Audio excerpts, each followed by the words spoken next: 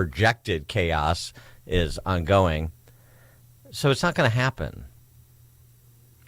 It's sort of the discussion we were having yesterday talking about the 5-year-old girl that was murdered, which is, yeah, I know it's not how things should be, but it is how they are. It is how they are. So you have to make a decision. You either take political action to change things, or you take evasive action to survive what is.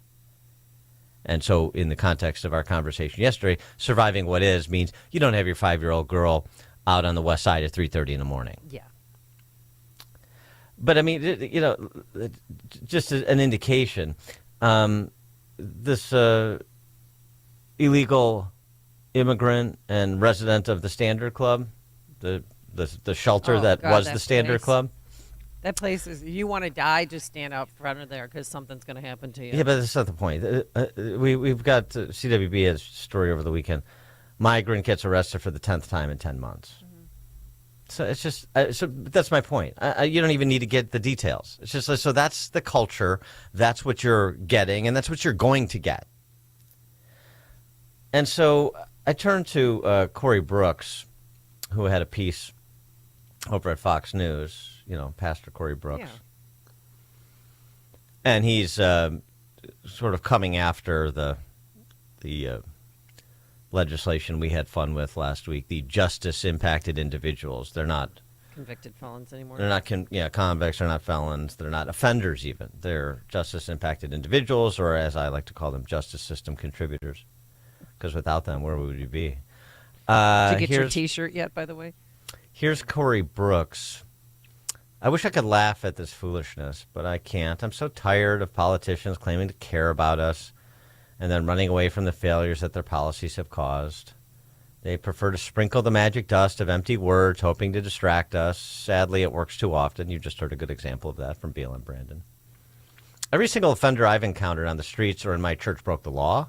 They knew what the law was, and they crossed the line anyway. They hurt people, even killed people. You can't erase these consequences with the turn of a phrase. But what bothers me profoundly about the left is their consistent refusal to see people in my neighborhood as fully human. This is why calling criminals in my neighborhood justice-impacted individuals is just more of not seeing them as fully human, because you have no expectations for them. By contrast, I see these fallen men and women for who they are, criminals. We have to focus on the reality of that. It may not be fair. Many of them were born into great poverty and burdened with disadvantages, but that's no excuse to embark on the criminal path. What I believe in my heart is that you can reform a criminal into a law-abiding citizen. The first step begins with finding the individual hiding under that criminal armor. When you do that, you reconnect the individual to all the good things in life, especially to who they are as a person, and then you begin to show the individual the possible new pathways in life. I tell them over and over that it's possible for them to change their lives for the better, to become good employees, to become good parents, to become good citizens. The work is not easy, nor for the faint of heart. Not everyone succeeds, but I've seen many who have. And it's a beautiful thing to witness when it does.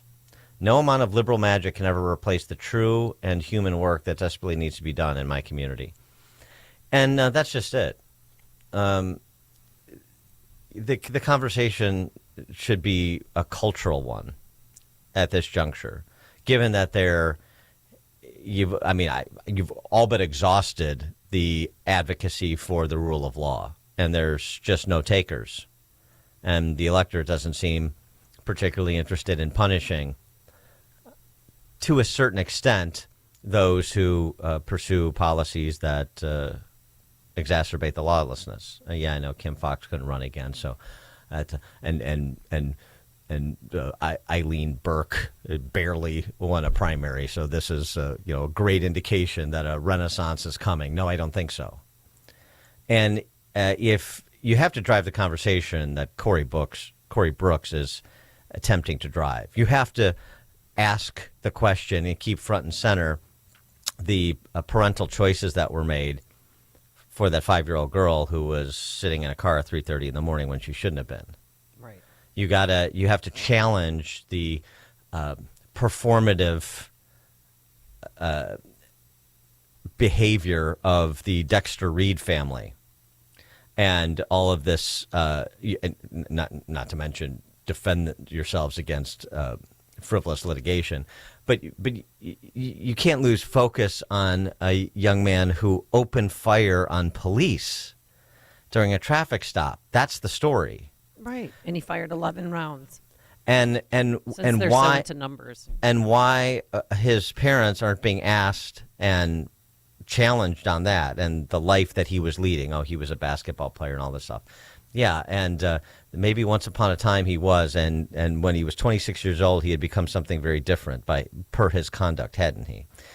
It seems to me that if you're not having that conversation, trying to drive that conversation and trying to help the good people in the city who want out, like we tried to do with the tax credit scholarship program, then, I mean, it really is just whistling past the graveyard, quite literally.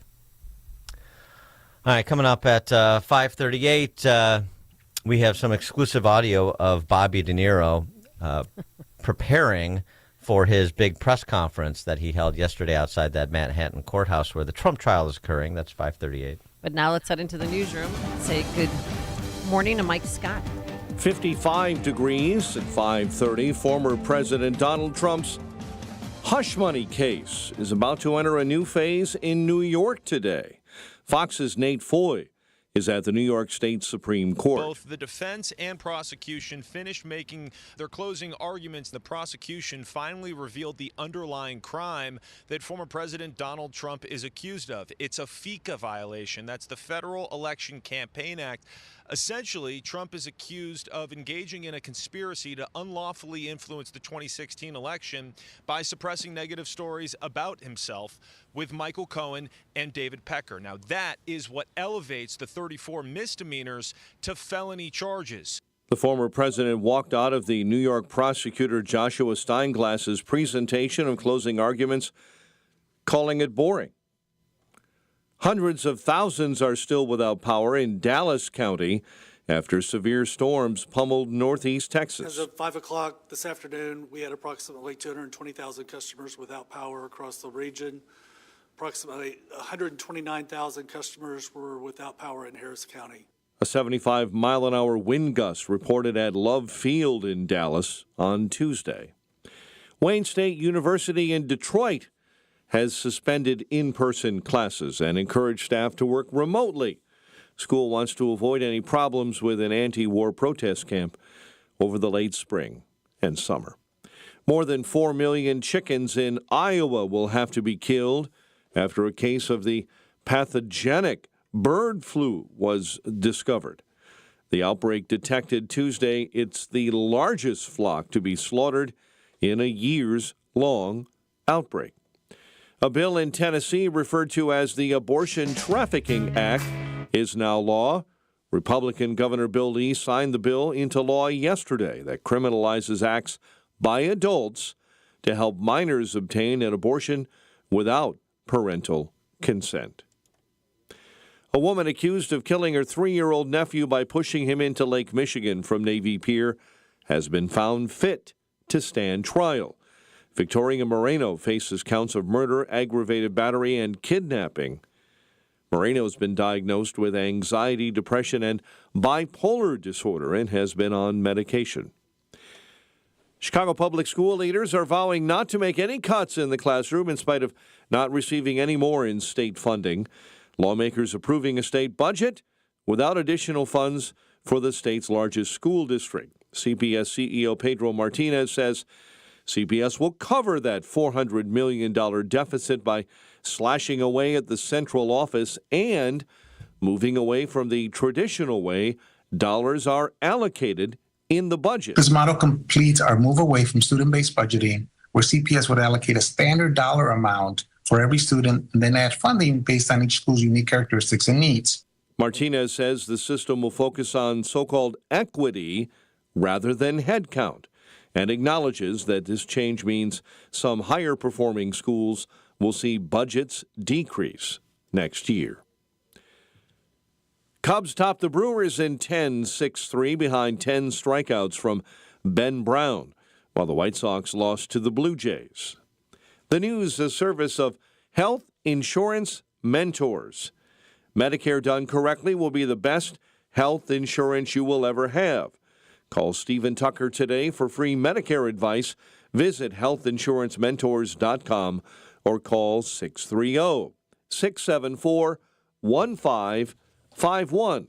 A check of traffic and weather is on the way next on AM 560. Mike Gallagher says November holds some glaring issues. Election integrity is going to be the most important thing we face in 2024. Let's face that. Let's acknowledge that. Let's just understand. Have we done enough? Well, no, of course not. But there have been a lot of election integrity efforts made in red states, in swing states. It's not going to come from Democrat legislatures. They want to cheat. The Mike Gallagher Show, weekdays at 9, right before Dennis Prager at 11 on AM 560. The Answer. Parents, grandparents, you might want to be sitting down because this is amazing news. Imagine the student in your family not asking you for money to pay for college, or better yet, not getting into years and years of debt. How's this possible? Scholarships.com, a trusted and widely used scholarship platform that helps your student find scholarships and navigate the financial aid process. Get help to pay for college through a personalized list of scholarships that your student actually qualifies for. Better yet, every scholarship is vetted to ensure accuracy. And now the best part, drum roll please, it's absolutely free. Go to scholarships.com today. Both students and parents can join for free. And within minutes, receive your list of personalized scholarship matches. Check out the wealth of information and resources available at no cost. And read the fantastic reviews from other scholarship winners. Scholarships.com has helped over 23 million students and families find scholarships to help pay for college. And will help you too. Join scholarships.com today for free. That's scholarships.com. This is a special alert to all Americans who own a vehicle with less than 200,000 miles, with an auto warranty about to expire or with no warranty coverage at all. Due to a decline in the economy, CarShield is announcing a low-cost, month-to-month vehicle protection plan that is now available to the public to save any driver out-of-pocket expenses on future auto repairs. Call now to find out how you can pay almost nothing for covered auto repairs. Yes, you heard that correctly. Pay almost nothing for covered auto repairs. Drivers who are covered will not have to pay for covered repairs again.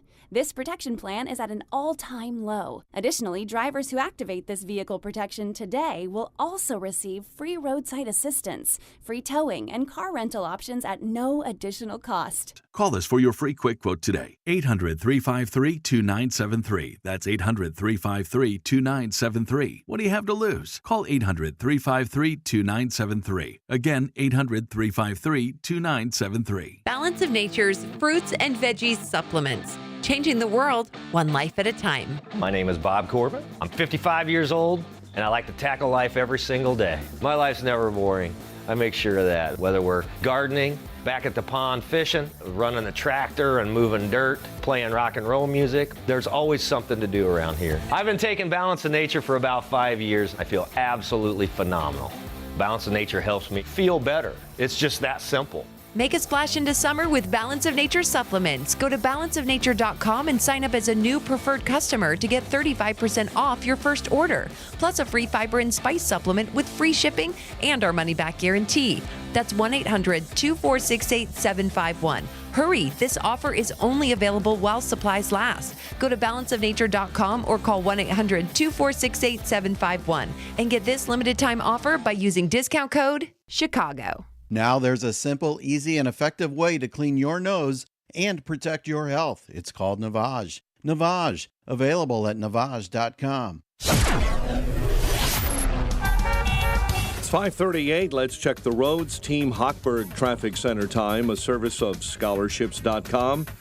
Join scholarships.com free and find accurate and vetted scholarships personalized for your student. That's scholarships.com. Elk Grove Village, Meacham, between Biesterfield and Texas, remains shut down due to a long investigation into a fatal accident with several injuries that occurred late last night. I-80 construction delays eastbound right at the Des Plaines River Bridge.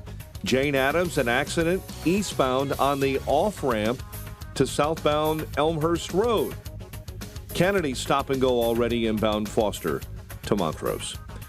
Chicago's Morning Answer with Dan and Amy continues next. AM 560 Weather Center forecast. Little rain early this morning, otherwise breezy.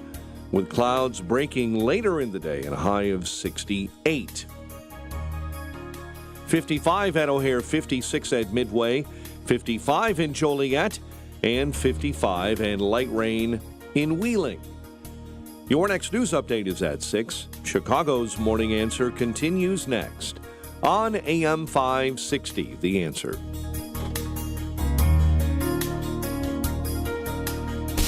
Now, from the Signature Bank Studios. If you're looking for the latest news, insight into what it means, and the sharpest opinion, there's only one station in Chicago where you can turn, and it's this one. We're AM 560, The Answer. Top of the morning, Dan and Amy. Quite the spectacle in Manhattan yesterday with closing arguments wrapping in the Trump trial. Bobby De Niro angry showed up man. with Biden staffers. We have some exclusive audio of him, the professional that he is, going through a little bit of a rehearsal before his big star turn in front of the microphones. Take a listen. You talking to me? You talking to me? You talking to me? Well, then who the hell else are you talking to? Talking to me? Well, I'm the only one here. Who the f*** do you think you're talking to? Yeah, so, some stretching exercises, stretching those acting muscles. And then he took to the microphones, flanked by Biden spokeshumans. First of all, by the way, he showed up outdoors wearing a mask. Does he know what year this is? He did have a mask on. Yeah, he did. Out of an abundance of caution. Yeah, if it saves one life. Okay, go on. He's an octogenarian, don't forget. So he had much to say because he's very concerned about this election. And it was sort of interesting how he made the pitch for Biden. But here's his general review of the situation. And that's why it's so weird that Donald Trump is just across the street. Because he doesn't belong in my city. I don't know where he belongs, but he certainly doesn't belong here. We New Yorkers used to tolerate him when he was just another grubby real estate hustler masquerading as a big shot. A two-bit playboy lying his way into the tabloids, pretending to be a spokesperson for himself. He was calling it as himself for himself, to fool the press into inflating his net worth. A clown. But this city is pretty accommodating. We make room for clowns. We have them all over the city. People who do crazy things in the street, we tolerate it. It's part of the city, it's part of the culture. But not a person like Trump who will eventually run the country. That does not work, and we all know that. That's right. Yeah. So get out of my city. 312-642-5600, turnkey.pro answer line, 646-368, turnkey.pro text line. Then he made this pitch, though. This is really interesting. I mean, all of this. Too. Which one? All of this smacks of desperation, really. Oh, it's a new level of desperation. Please. I mean, I don't know if it's more desperate than James Carville, who has some crackpot theory about Trump's medical records that have been stolen to protect the information that he has secondary syphilis and it's rotting his brain. I don't know if it's as crazy as that, but it's getting there. And that's why I've joined the Biden-Harris campaign, because the only way to preserve our freedoms and hold on to our humanity is to vote for Joe Biden for president. Really. We don't have a choice. De Niro was setting off car alarms. No, somebody was actually getting carjacked. That's how shrill he was. De Niro, it was like the whole you have to vote for Joe Biden. I mean, we don't have a choice. It's not that I want to. Even De Niro gives the backhanded endorsement to Joe Biden. We have to do this. I don't want to do it either. I know it sucks, but this is all we got. And then he compared him to a terrorist, like the Twin Towers falling. What? The Twin Towers fell just over here. Just over there. This part of the city was like a ghost town. But we vowed We would not allow terrorists to change our way of life. Donald Trump is to destroy not only but the country, and eventually he could destroy the Under world. Trump, this kind of government will perish from the earth. I don't mean to scare you. No, wait, maybe I do mean to scare you. If he gets in, I can tell you right now, he will never leave. He will never leave. Yeah. Yeah, just like you will never leave the podium. And by the way, he had a cheat sheet the whole time, Dan. He wasn't talking off the cuff. He wrote things down.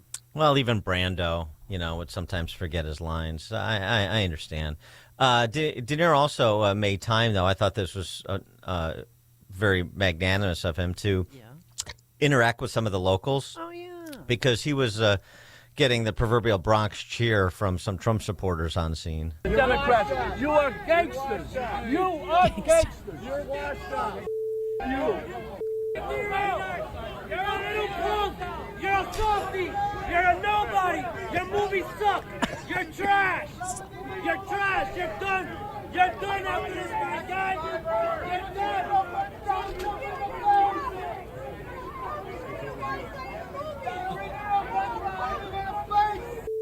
Don't start crying on us.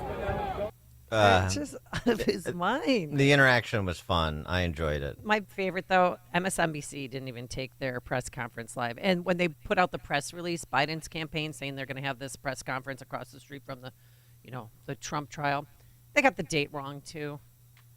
Yeah.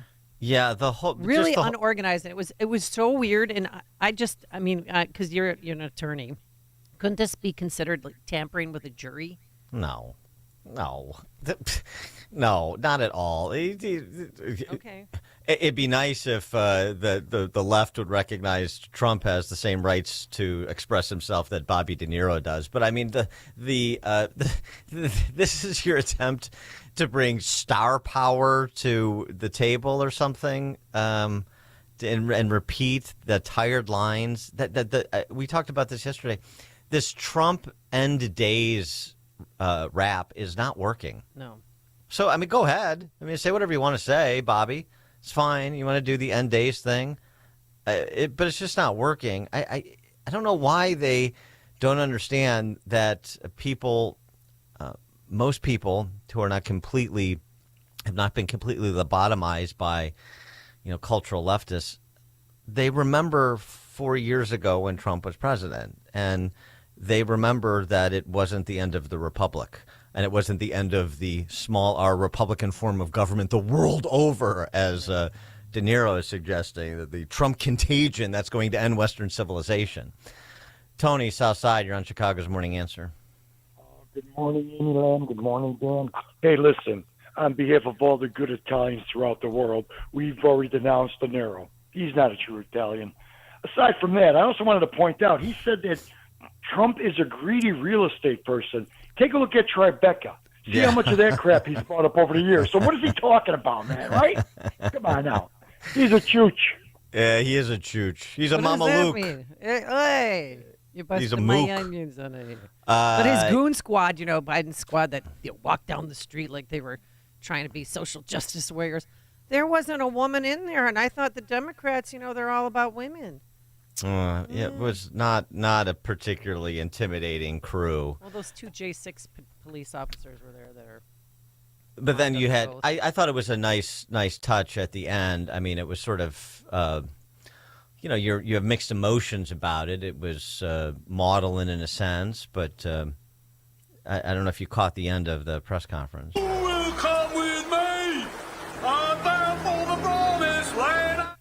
Yeah, and then he just went under the water in the Hudson and disappeared, just like that.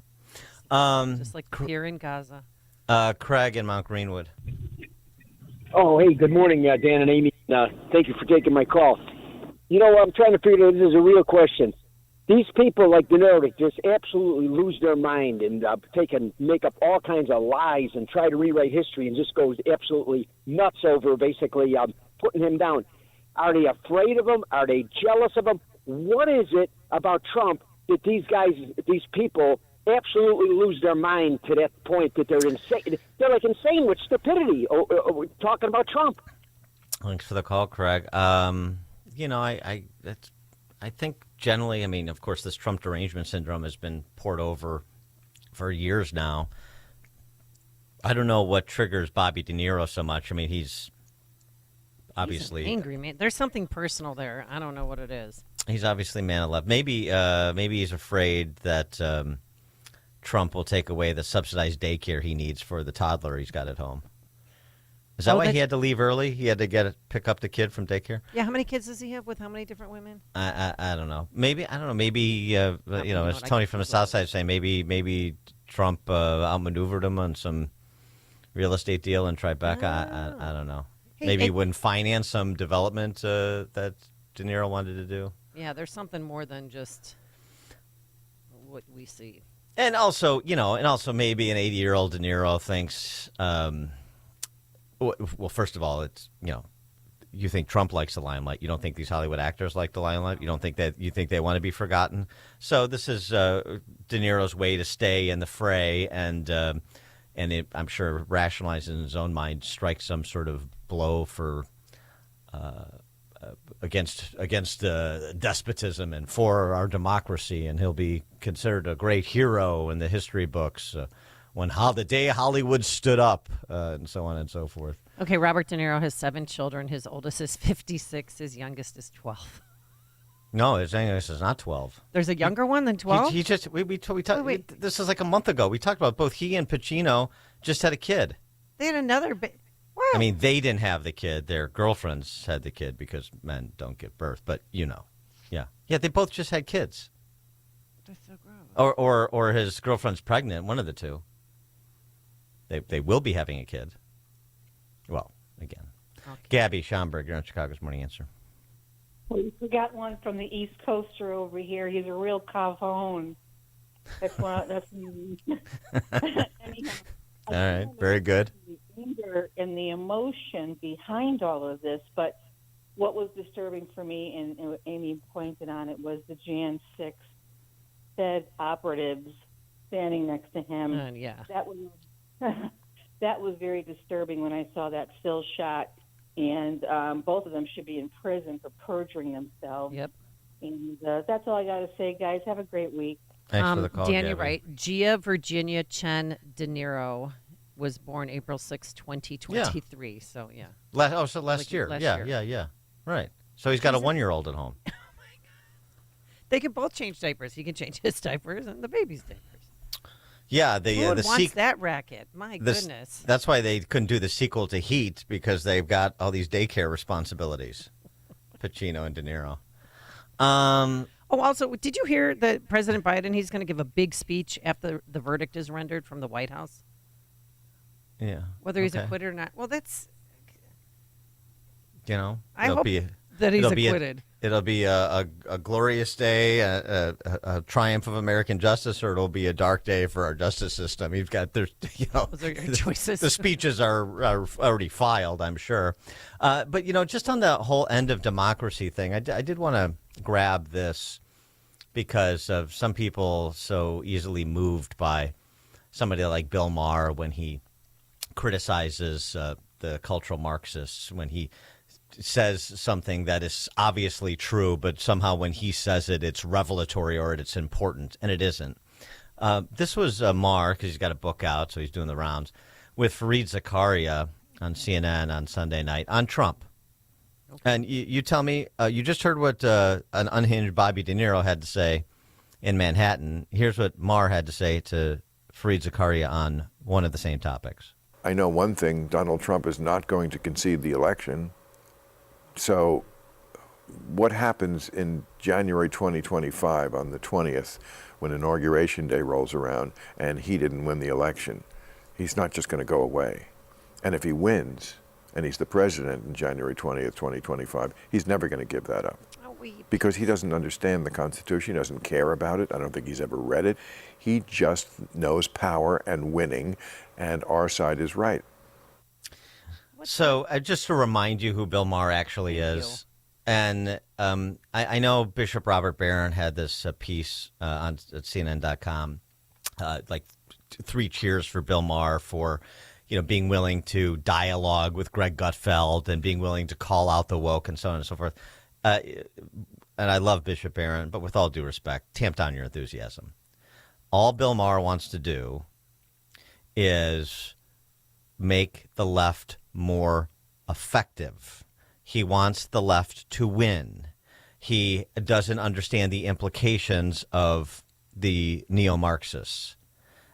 So, yeah, he is, and the nature of his show and his rise to popularity and riches is to have his little ensemble casts, his little round tables on that ghastly show that he hosts. I don't know why people think it's must-watch television.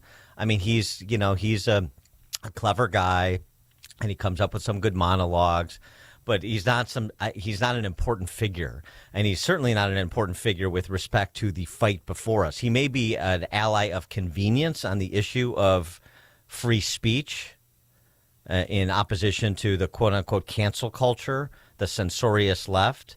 He may be a temporary ally of not much significance, but that's it. And it's just like that, the outsized attention. And so now I have to give attention to Bill Maher because so many people rushed to, oh my, did you see what Bill Maher said? He really stuck it to the left. No, he didn't. He did, but he didn't. Remember what his end game is, and you just heard it right there. Bob in Buffalo Grove. Good morning, Dan and Amy. The previous caller touched on what I was going to say. What's with those two J6 policemen there? Did they speak at all? Yeah, they did. Oh, They're they just did? pushing 'Cause the I didn't hear- narrative that there was an insurrection and that Trump Right. led the insurrection, where he never was charged with an insurrection.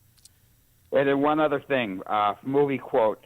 I guess maybe De Niro can breastfeed his chest His newborn. infant. Yes, that's right, because he has teats. He's got nipples. Yes, that's Have a good correct. show. Yes, you know, Greg. Anything. Thanks for the call, Bob. Yeah, Bob, an honorary Fokker.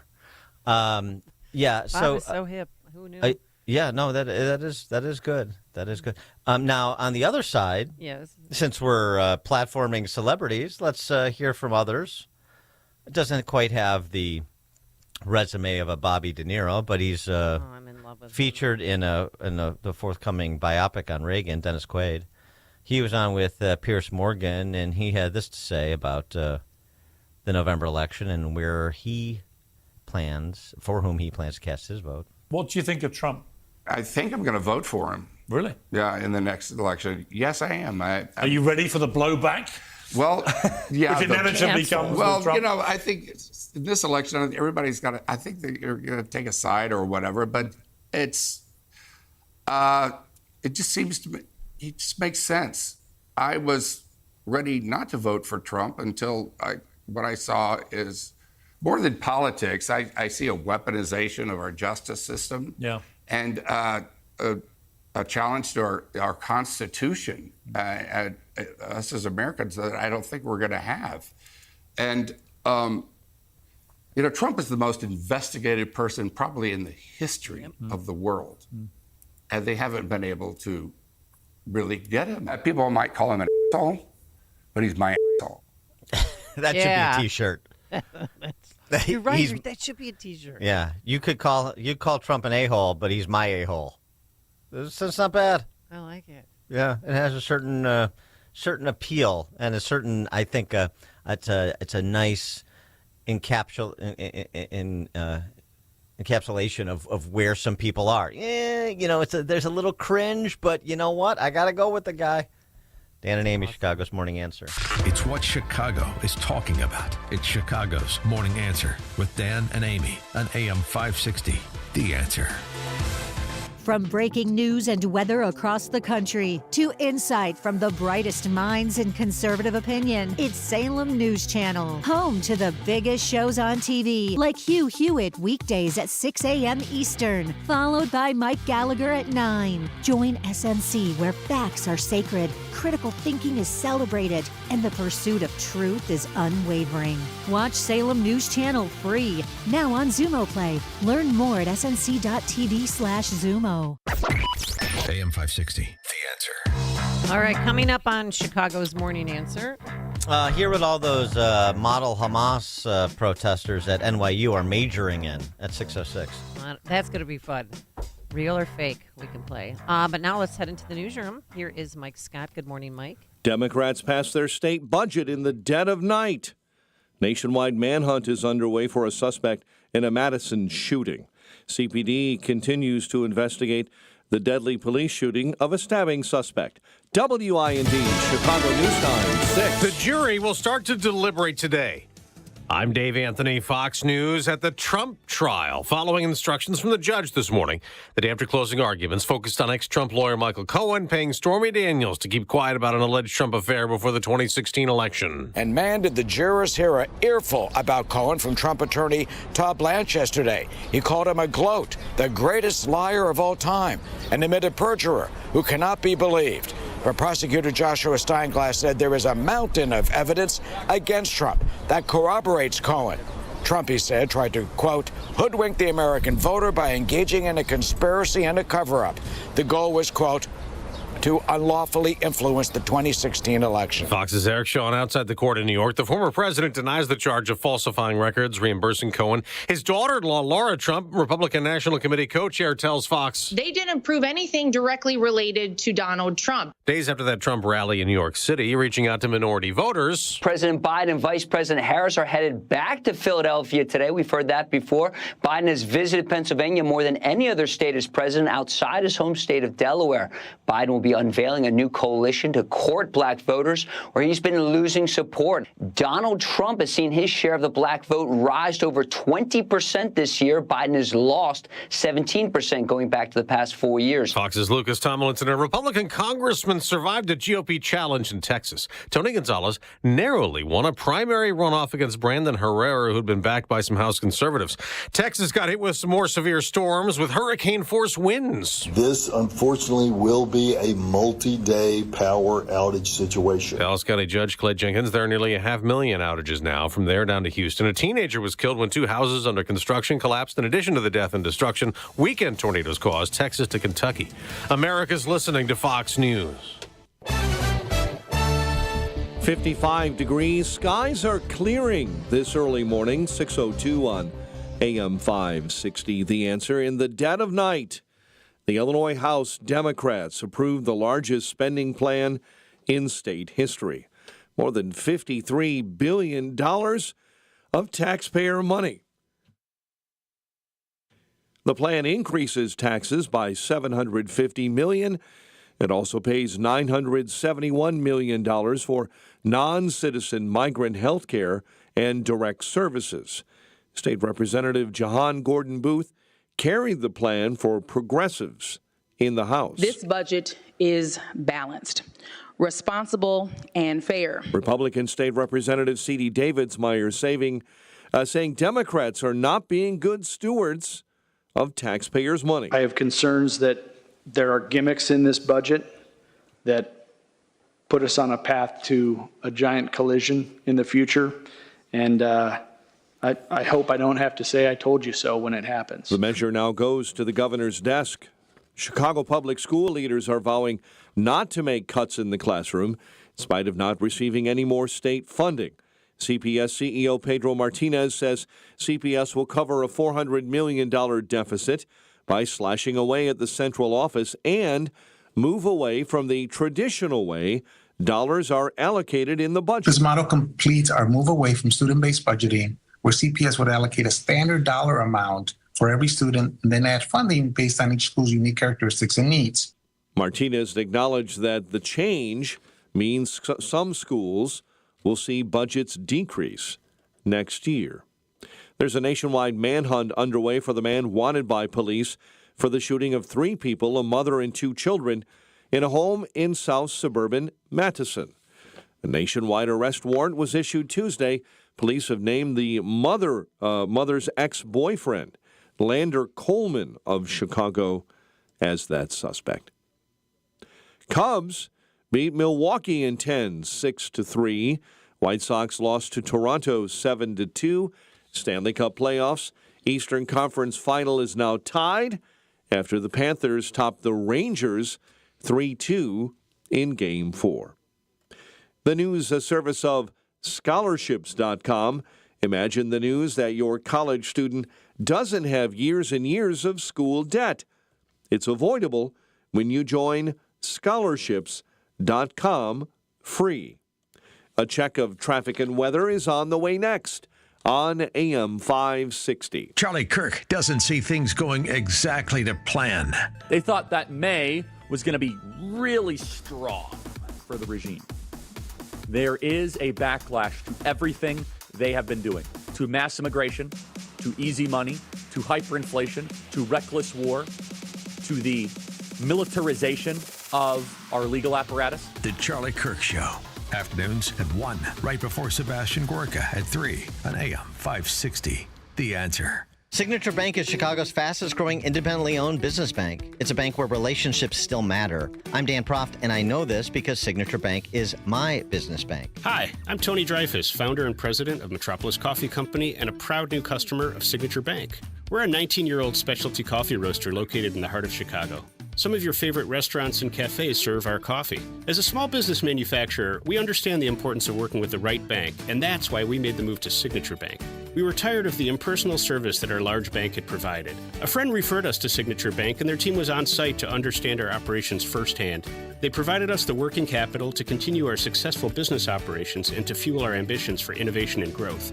We now have the flexibility to grow at our own pace. That personal touch, you can't find that at a large bank, but we found it at Signature, and we can't thank them enough. Signature Bank helps local businesses succeed. Let Signature Bank turn your business vision into reality. Visit signaturebank.bank. Member FDIC, Equal Housing Lender. Hi, I'm Martha Stewart.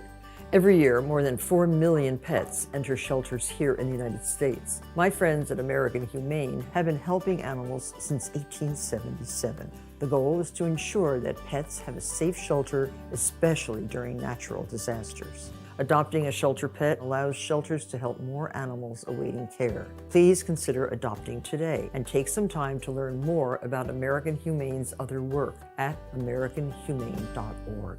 Are you a victim of the timeshare trap and think there's no way out?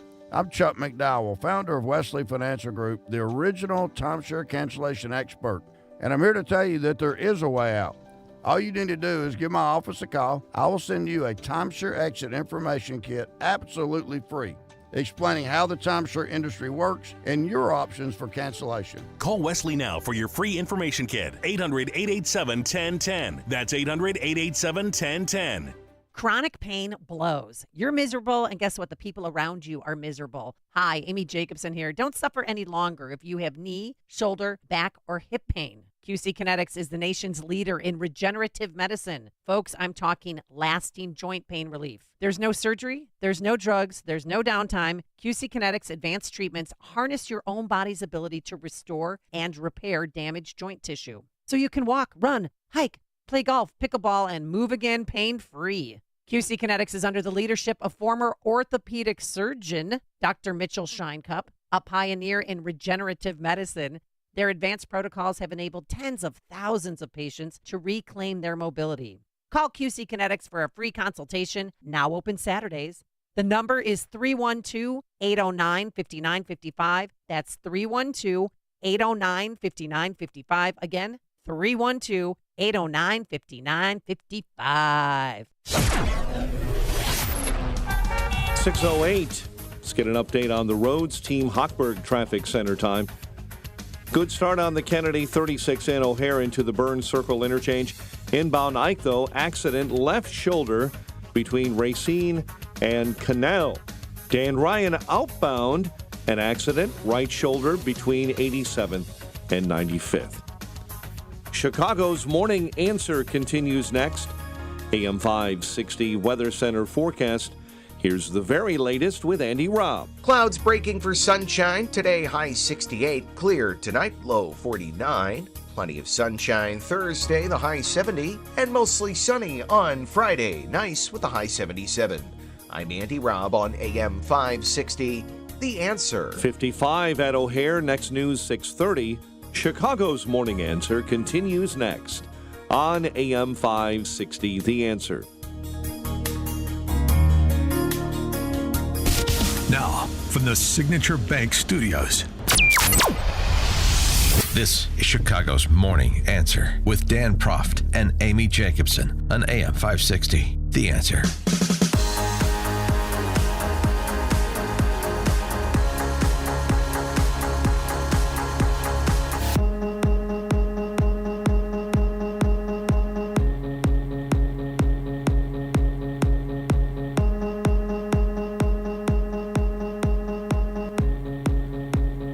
Top of the morning, Dan and Amy. Just continuing on with a little bit more discussion of the Trump trial, now concluded, closing arguments made. This was a legal analyst for CNN, a defense attorney, admittedly, named Randy Zellen, who essentially made the case that Alvin Bragg and the prosecutors didn't make the case, and reasonable doubt is manifest. There is reasonable doubt all over this case. Where is Keith Schiller? Where is Alan Weisselberg? How did Michael Cohen get away with stealing $30,000? Hold a pity party for him.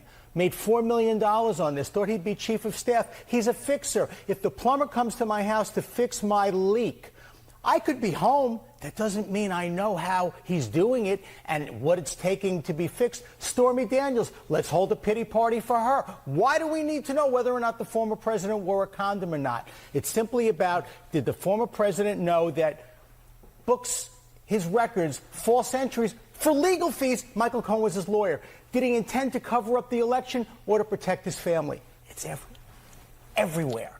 When Randy gets to whisper tones, I start getting concerned. 312-642-5600, turnkey.pro answer line, 64636DA, turnkey.pro text line. Reasonable doubt everywhere, but of course that doesn't mean that he won't get convicted. In fact, I think you still have to believe, based on the jury pool in Manhattan, that it's more likely than not that he is convicted of something. Well, according to Fox News, they said that the two of the jurors are attorneys. So that might help in this case. It might not. I mean, I've heard that for weeks, but so what do we know about those attorneys? Not much. I mean, what if there are a couple of solo artist PI lawyers who are affiliated with the Democratic Party? That's always a possibility. But I mean, the lawyers, Democratic Party trying to... The lawyers will save us? Maybe. Maybe not. There's no crime, and they're using a porn star and a disbarred lawyer who's also a thief to do it. Because I think most Americans see this case, Dan, as like some kind of sex crime case, and it has nothing to do with that. They just threw that in there to slander his character. Again, if he is convicted, we had this conversation last week with Steve Cortez, and we talked about the messaging that they better be prepping. They better have landed on something they think will address the wobbliness of some independent voters if, in the face of an onslaught, that Donald Trump is a convicted felon and we can't have a convicted felon in the White House. Well, that's the message that's going to come out of the White House. And I told you that they're going to have a speech after the verdict is rendered from the White House. And to me, that makes me worried, as if they already know what's going to happen. Like they know what the outcome is going to be. Why would they announce that yesterday? Well, they're going to have to address it one way or the other. I mean, the President of the United States is not going to comment on the verdict in the trial of his political opponent and a former president. He shouldn't. He should stay out of it. But everybody knows this is a political prosecution. This is just... of course he's going to comment. He has to comment. I mean, first of all, yeah, it's all... This is, ostensibly, as Mark Davis has been arguing over at the Article 3 Project, essentially, this was largely coordinated by the White House, all of these prosecutions. But regardless, DOJ of course he's going to comment. You have to have some, and so does Trump, obviously, you have to have some explanation, positioning statement in response to something as seminal as the criminal trial of a former president. Well, at least when the trial's over, President Trump can have his freedom of speech back because the gag order is over then. The interesting thing will be, and we'll talk to Professor William Jacobson from Cornell about this in the next hour, The interesting thing will be if he's convicted. Something that Mark Levin posted, that he was talking to a friend of his who was a law clerk for the late Chief Justice Warren Burger, who he characterized as one of the smartest lawyers I know, and there's a path to a direct appeal to the Supreme Court. And he lays it out, and we'll lay it out in more detail with Professor Jacobson to get his reaction. But that would be interesting if what Levin's friend, who clearly has the standing as a former Supreme Court law clerk to a Chief Justice, finds a path to get out of state court, to expedite the appeals process to go directly to the Supreme Court. And if there is a conviction, have the Supreme Court take that up and address the case in earnest, so there is an adjudication of the appeal before the election. That would be really interesting. It'd be another unprecedented wrinkle in a series of unprecedented legal maneuvers in the direction of Donald Trump. Well, it seems like from all the court reporters that were there that they still didn't define what crime was committed. Catch and kill is not illegal. Signing an NDA is not illegal. Yeah, we know this. The defense rested. They hit 2 hours, and I guess the prosecution went until 8 o'clock last night, and they were repeating what they were saying. There's nothing new. Everything that we thought would happen has happened. What we thought the case was, the case is. It's even less. It's even more underwhelming than initially anticipated. Yep. It's a business records violation in furtherance of a conspiracy to violate federal campaign finance laws. That's the claim. That's the claim. And during the process, we learned that Michael Cohen stole money from President Trump, and that the phone call that he had where he allegedly was, talking about the hush money case was about a 14-year-old stalker. Greg and Schomburg, you're on Chicago's Morning Answer.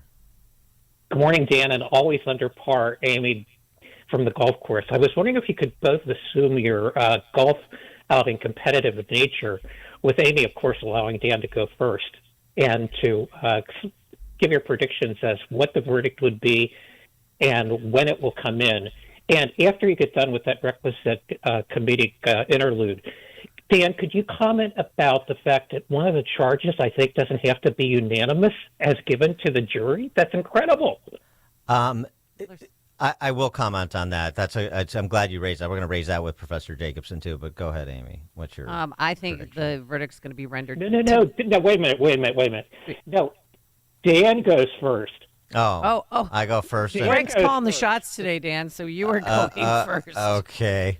Okay. So I saw this. Actually, Greta Van Susteren tweeted about it, and I saw it, but I saw it somewhere else. Anyway, that to convict Trump of the felonies for which he's charged, the jury does not need to unanimously agree on the predicate crime he committed. What? That's what the judge apparently instructed the jury, but that is wrong. That is so wrong. And I'm not even a lawyer, and I know that is wrong. You absolutely have to have unanimity on the predicate crime. In point of fact, there is Supreme Court case law on this, Richardson v. United States. The jury must be unanimous as to the series of underlying offenses in a prosecution.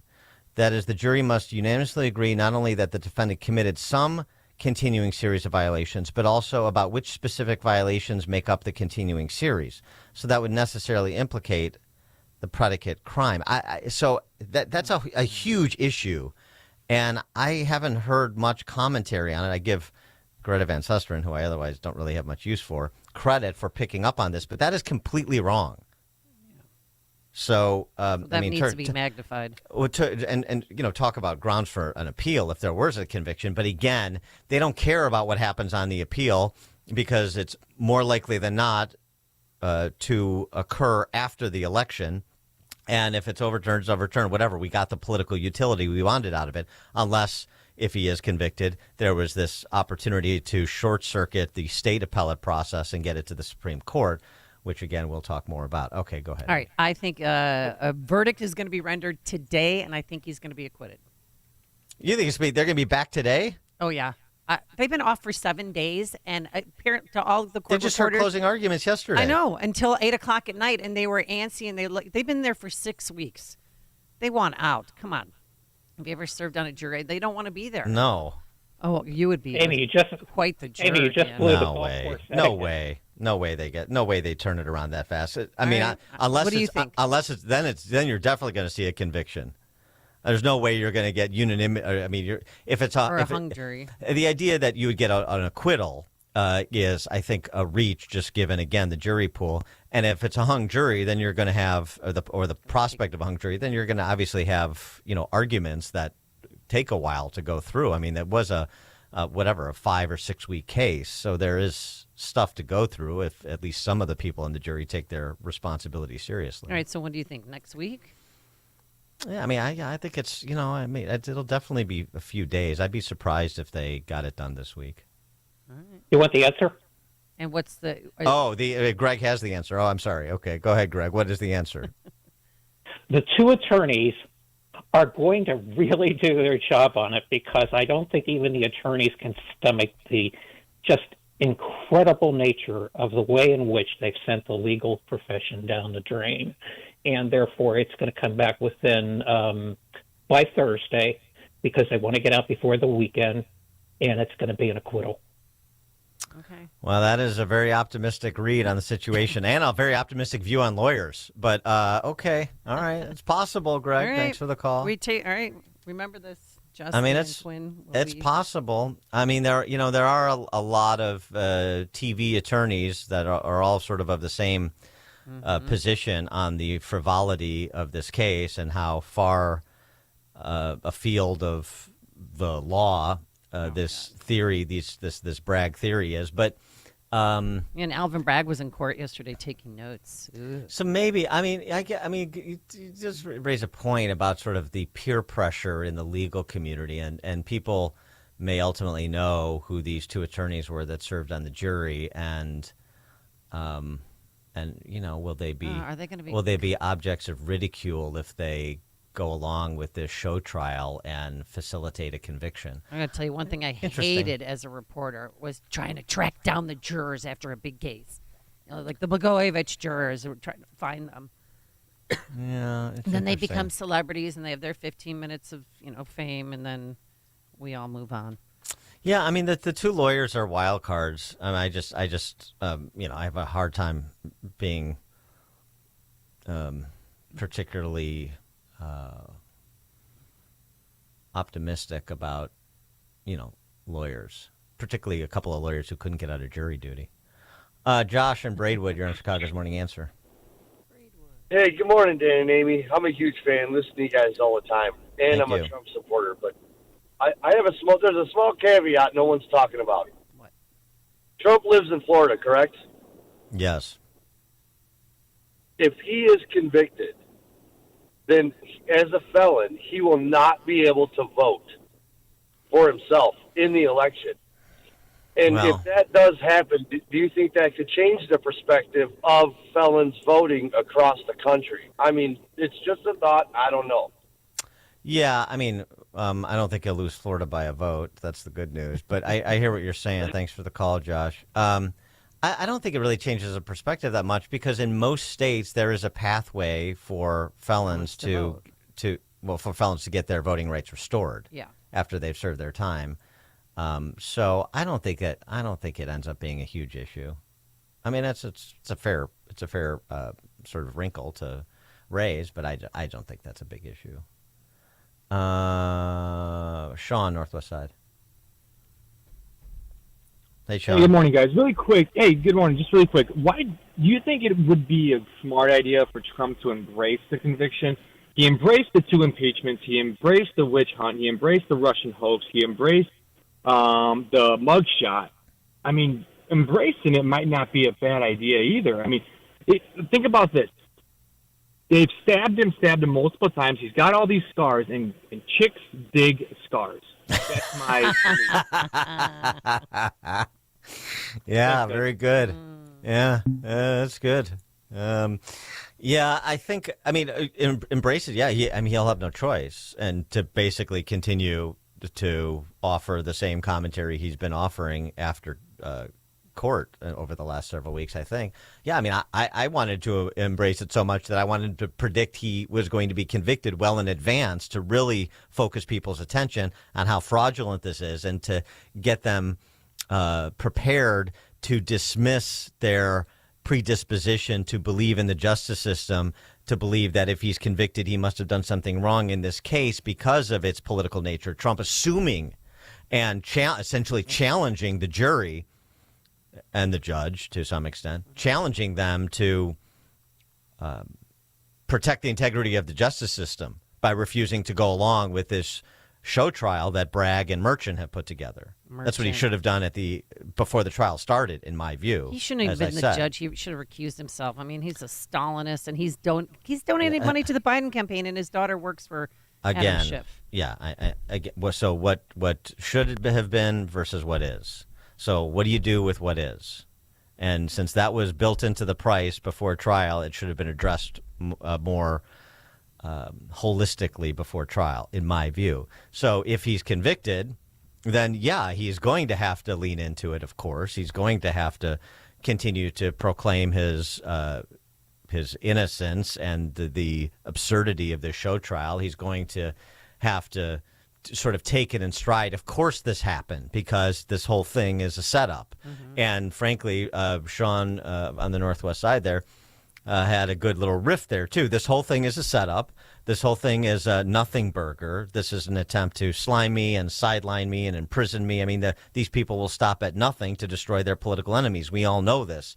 And we all know that it doesn't stop with me because we've seen regular Americans face this same attack where their lives and livelihoods and freedoms have been threatened by these neo-Marxists who are drunk with political and cultural power.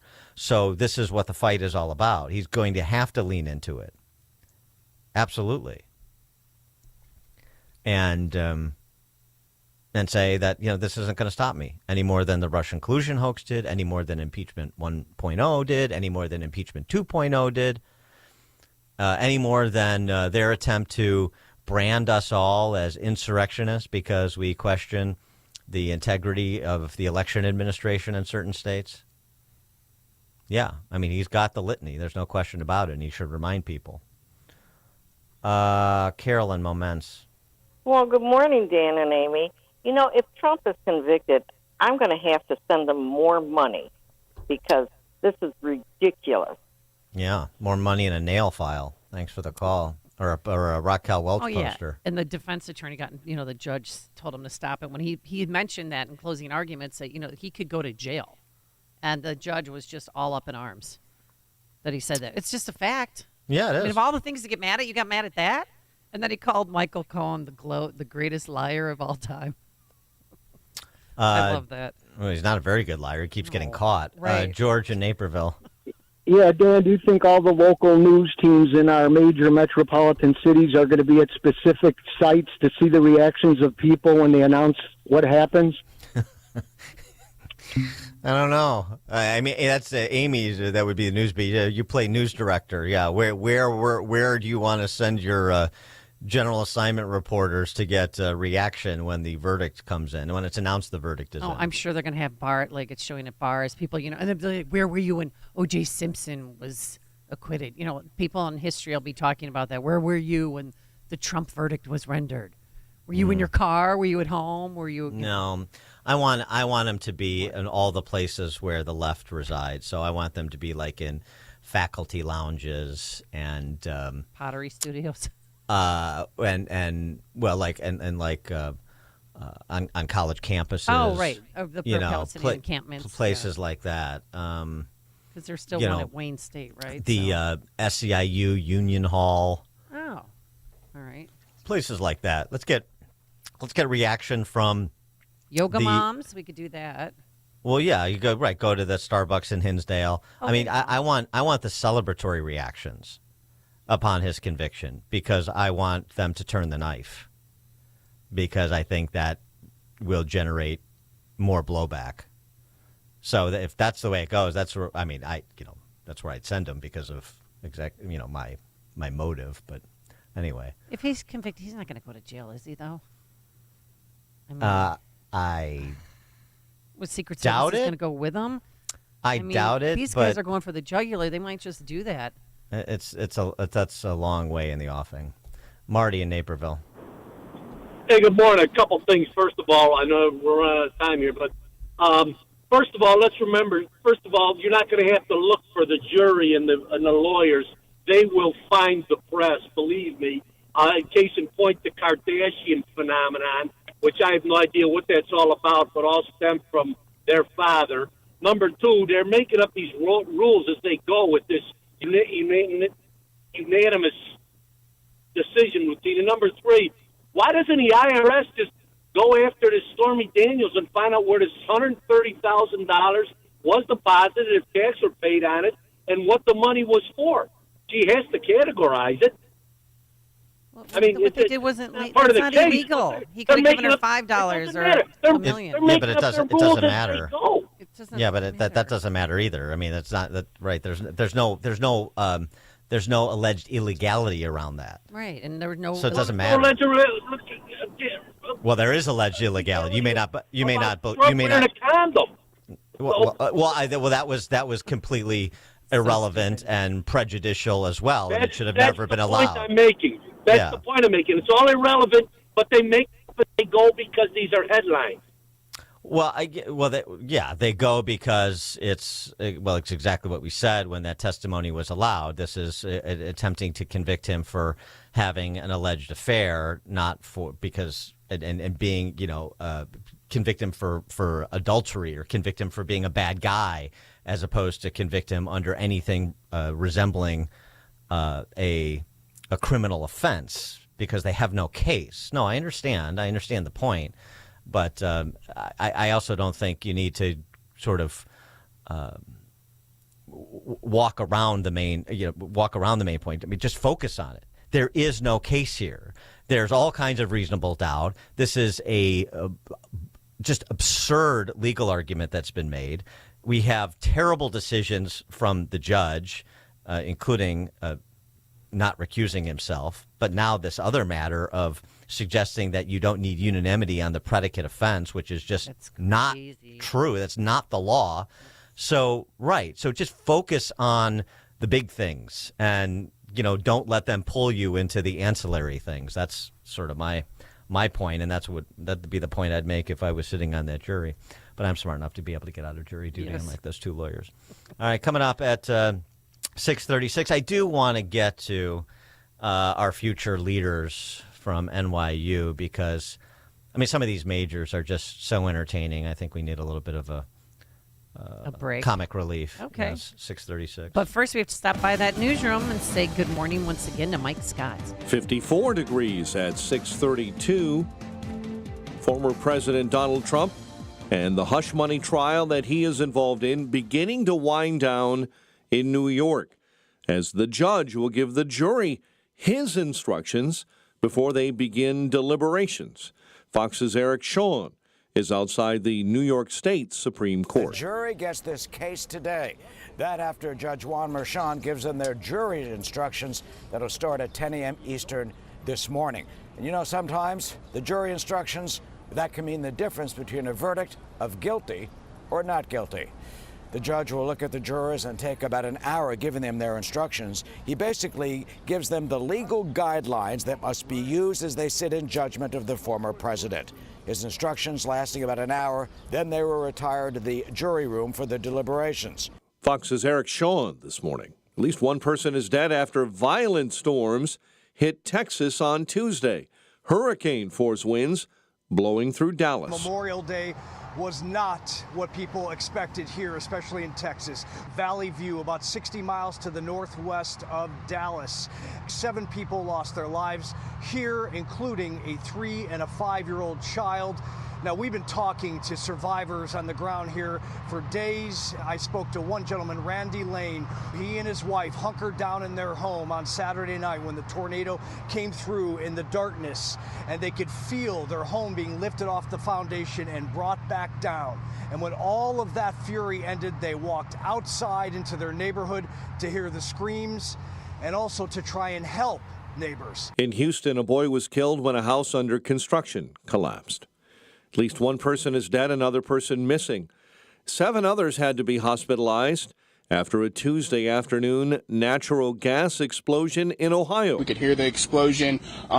We felt the building shake, and then we also, some Youngstown students that I'm in contact with said they felt their apartment building shake not too far up the street from there as well. The blast occurred at a multi-tenant property in downtown Youngstown. A Louisville prosecutor and world #1 golfer Scottie Scheffler's attorneys heading back to court today. The appearance comes almost 2 weeks after Scheffler's arrest. In the dead of night, Illinois House Democrats approved the largest spending plan in state history. It was shepherded through the House by State Representative, Democrat and Progressive Jahan Gordon Booth. This budget is balanced, responsible, and fair. Republican State Representative C.D. Davidsmeyer saying Democrats not being good stewards of the state taxpayers' money. I have concerns that there are gimmicks in this budget that put us on a path to a giant collision in the future, and I hope I don't have to say I told you so when it happens. The measure now goes to the governor's desk. A woman is dead following a shooting on Chicago's southwest side. The victim sitting in a car yesterday in the 2900 block of West 63rd. 2 former high-ranking officials at the Cook County Jail say they were fired after they were convinced to do campaign work for Sheriff Tom Dart. Drake Carpenter and Arcelis Gote were suspended without pay in March of 2022 in connection to a federal investigation. The probe was looking into whether workers in the sheriff's office were illegally working second jobs. Gote and Carpenter then sued the sheriff last December. They were fired a week after they filed that amended lawsuit. Cubs over the Brewers in 10, 6-3, while the White Sox lost again, 7-2 to Toronto. The news, a service of Crosscom Public Adjusters. If your home or business has an insurance claim, Crosscom will help you get what you need and have coming to you. They've helped thousands. CrosscomPublicAdjusters.com. A check of traffic and weather on the way next on AM 560. Brandon Tatum says we need to fix our priorities. We are dropping trillions of dollars on the streets of America right now to build back up our roads and our bridges, our sidewalks. We're dropping trillions of dollars to build back our streets. Man, ain't nobody give up about these streets. Fix the economy, woman. I could run over 16 potholes on the way to get groceries that are reasonably priced. The Officer Tatum Show, weeknights at 8, right before Sean Hannity at 10 on AM 560. The Answer. A storm is on the horizon, and you need to keep the lights on no matter what. Your business relies on the power being on 24/7. It's the lifeblood of your data and computer systems. Weather-related outages from the power company are not acceptable. Your need for a source of power that's reliable 24/7, along with round-the-clock service that can dispatch technicians to your site immediately, is mission critical. Your business needs Charles Equipment Energy Systems on speed dial. These are the big boys, not residential or solar, but reliable industrial generators for emergency backup or events. When you need more than a 100-foot extension cord plugged into a small engine generator, call Charles Equipment Energy Systems. They keep the lights on with rental generators for job sites or power outages. The storm season is here. Plan ahead. Call now to prepare generators for sudden damage and potential power outages. Call 630-834-6000. That's 630-834-6000 or charlesequipment.com. charlesequipment.com. Balance of Nature's fruits and veggies supplements, changing the world one life at a time. I have a dog. Her name is Bailey. She has a lot of energy, so she requires me to take her on walks. I would recommend Balance of Nature to everyone. It really is an amazing product. I feel full of life. My friends are like, don't you ever stop. I tell everybody about Balance of Nature. I feel like everybody ought to take them. I've been taking Balance of Nature supplements for over 3 years. I feel better, and it's amazing. Make a splash into summer with Balance of Nature supplements. Go to balanceofnature.com and sign up as a new preferred customer to get 35% off your first order, plus a free fiber and spice supplement with free shipping and our money-back guarantee. That's 1-800-246-8751. Hurry, this offer is only available while supplies last. Go to balanceofnature.com or call 1-800-246-8751 and get this limited time offer by using discount code CHICAGO. Don't let a cold, sinus infection, or allergies ruin your day. Breathe easier, sleep better, and feel healthier with Navage. Visit Navage.com, Walmart, Walgreens, CVS, or a store near you. 6:39 Team Hochberg Traffic Center time, a service of Discover. Well, as humans, we like having options. One option you might like is speaking with a real person when you call about your credit card. With 24/7 live U.S.-based customer service from Discover, everyone can talk to a real person anytime. See terms at discover.com/credit card. I-80 accident partially blocking the exit. It's on the off-ramp to Chicago Street this morning. Tri-State report of an accident. Left lane blocked northbound on 294 between Plainfield and 31st. Dan Ryan jammed up in the Express already this morning, inbound 59th up through the Stevenson. Chicago's Morning Answer with Dan and Amy continues next. AM 560 Weather Center forecast. Clouds breaking for some morning sun. Breezy this afternoon, high 60. Currently 54 at O'Hare, 57 at Midway. And your next news update is at 7. Chicago's Morning Answer continues next on AM 560, The Answer. Now, from the Signature Bank Studios. If you're looking for the latest news, insight into what it means, and the sharpest opinion, there's only one station in Chicago where you can turn, and it's this one. We're AM 560, The Answer. Have you seen the new Liam Neeson movie? You don't want to miss In the Land of Saints and Sinners. Having left his dark past behind, retired hitman Finbar Murphy, played by Liam, leads a quiet life in a remote coastal Irish town.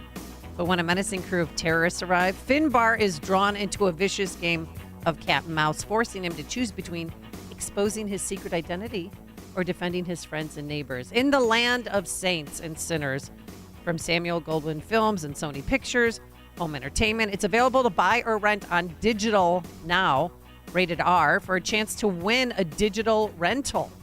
Visit 560theanswer.com, keyword saint. That's 560theanswer.com, keyword saint. Dan, you saw this movie, right? I did, and it was pretty good. It was pretty good. You know, I mean, Liam Neeson's, since Taken and the Taken franchise, he's made a lot of sort of schlocky, half-ass action movies, but this one was good. Okay.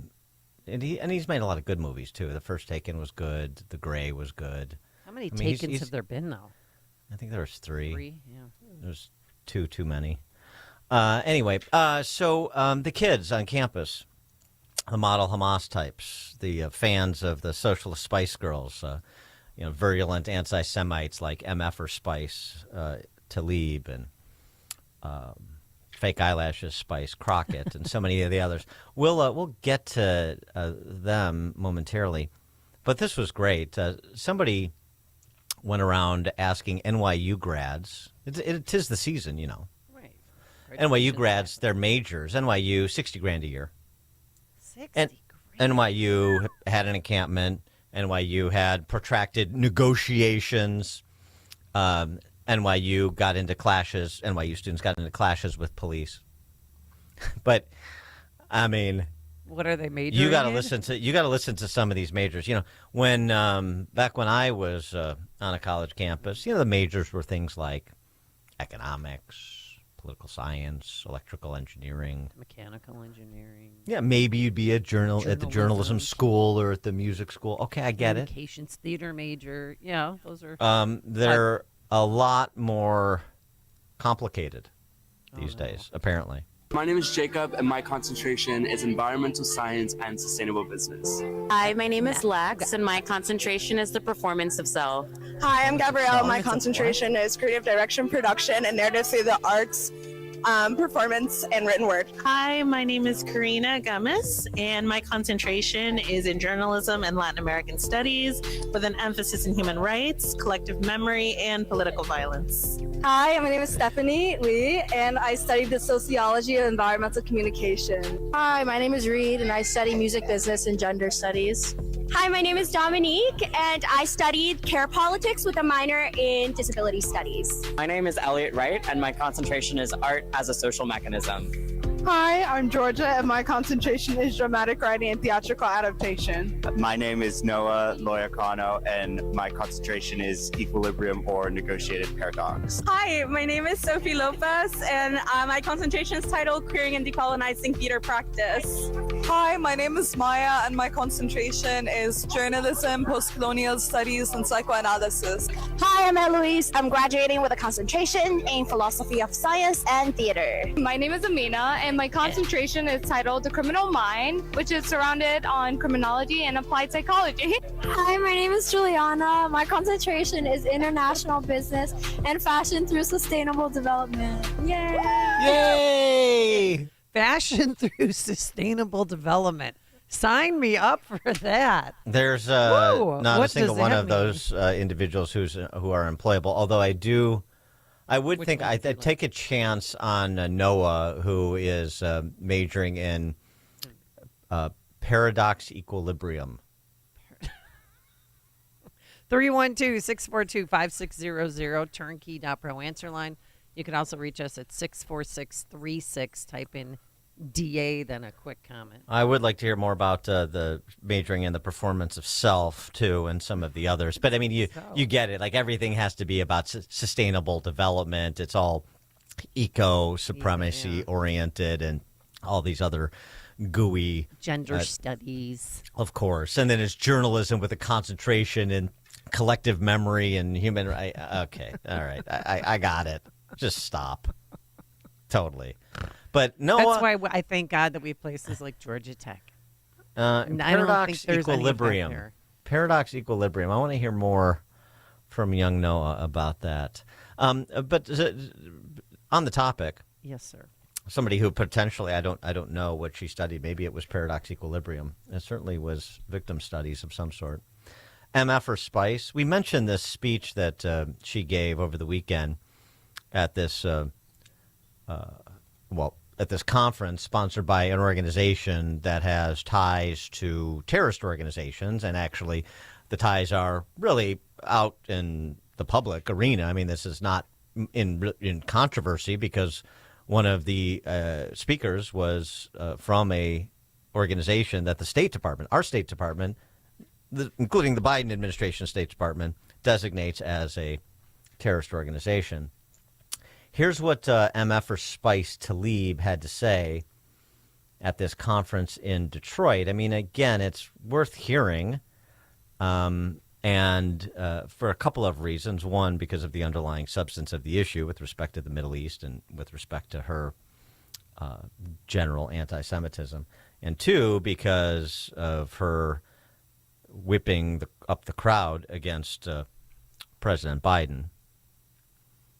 This was, by the way, the Popular Front for the Liberation of Palestine conference in Detroit is where you'll find, or you would have found MF or Spice this weekend. Y'all, welcome. Welcome to the most beautiful, blackest city in the country, the city of Detroit.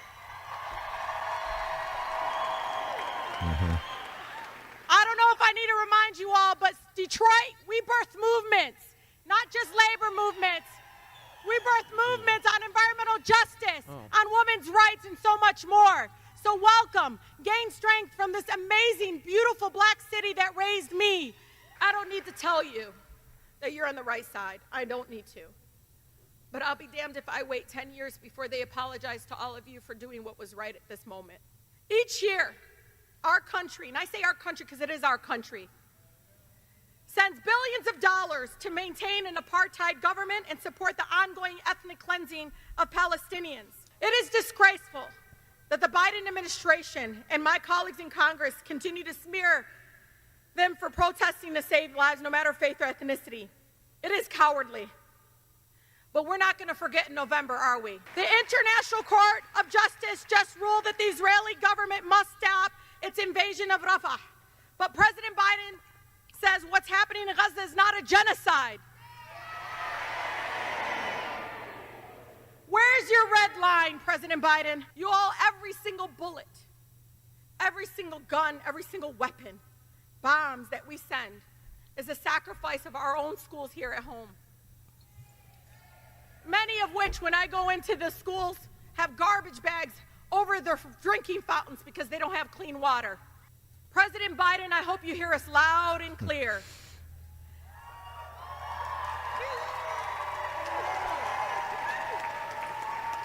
Attacking the authority of the International Criminal Court and interfering in the legal process is nothing more than an attempt to prevent the genocidal maniac Netanyahu and his senior Israeli officials from being held accountable for those crimes against humanity. You are an enabler, President Biden. But wait, you know when my colleagues are outraged? They're outraged over the protest on college campuses in our country. They're more outraged than that, than the atrocities happening right now on the ground in Palestine, the war crimes. Y'all, there's no universities in Gaza. We all know this. We say it over and over again. And now, if they get their way, they're going to silence the universities here at home. So the MF for Spice is what those NYU grads are tracking to turn into, most of them. Somebody texted in 847. They're all majoring in political violence. They're just using other terms for it. Yeah, basically. Yeah, that's about right. Text from 630. The barista class of 2024 I know. over at NYU. Next time you see them, they'll be handing you a cup of coffee. That's what somebody texted in. Yeah, and you know what? And maybe you have a conversation about the Middle East. Maybe you do a little race together redux with these highly educated future baristas. Tony, South Suburbs, you're on Chicago's Morning Answer. Hey, how you doing, Dan and Amy? I just want to comment on those people with those worthless degrees. I'm a adjunct also instructor. I'm a STEM instructor. I'm not going to mention the institution I work for because I'm on my way out of it because I can't stand to deal with all that left-wing ideologues that exist in this environment. I'm a computer teacher, looking to get out, and it's just that, looking at all these worthless degrees with all these losers, and the beta males that's been emasculated by these feminazis, I know better. And I'm surrounded by people like that in those type of institutions. I just wanted to say that, Dan. And I'm looking forward to hopefully meeting you guys one day and talking about some of this and what they have done. I'm a big admirer of Hillsdale College, and that's the school I should have been working for a long time ago. Oh, great. Okay. All right. Thanks for the call, Tony. Appreciate it. Yeah. Tony doesn't want to try to teach people majoring in paradox equilibrium how to use computers. I don't blame him. Yeah, I don't blame him. Frank, Board of Trade. Yeah, that speech was riveting. I had some years ago. I had the ability to look at the transcripts of kids, young adults, looking to get a graduate degree. So, they had to take their GREs. I looked at those transcripts. I looked at those grades. If people had the ability to look at those grades, they wouldn't be pulling for a giveaway program to pay for their student debts. Well, yeah, that's just it. Thanks for the call, Frank. You want to pay the $60,000 a year for our friend Noah, and I think I was saying it right. It's equilibrium and negotiated paradox is his major, whatever the hell that is. Yeah, but get it right, Dan. yeah, so I'm.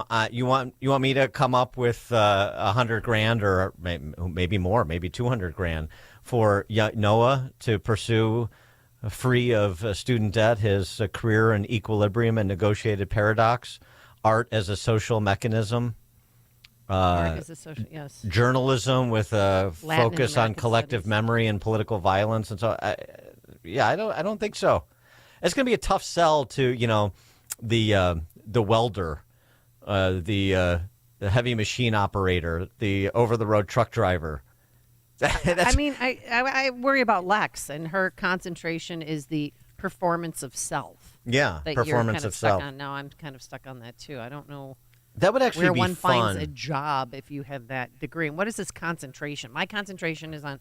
No, you're getting your degree in performance of self. What would be great is to say, look, I'll compromise on the forgiveness of student debt.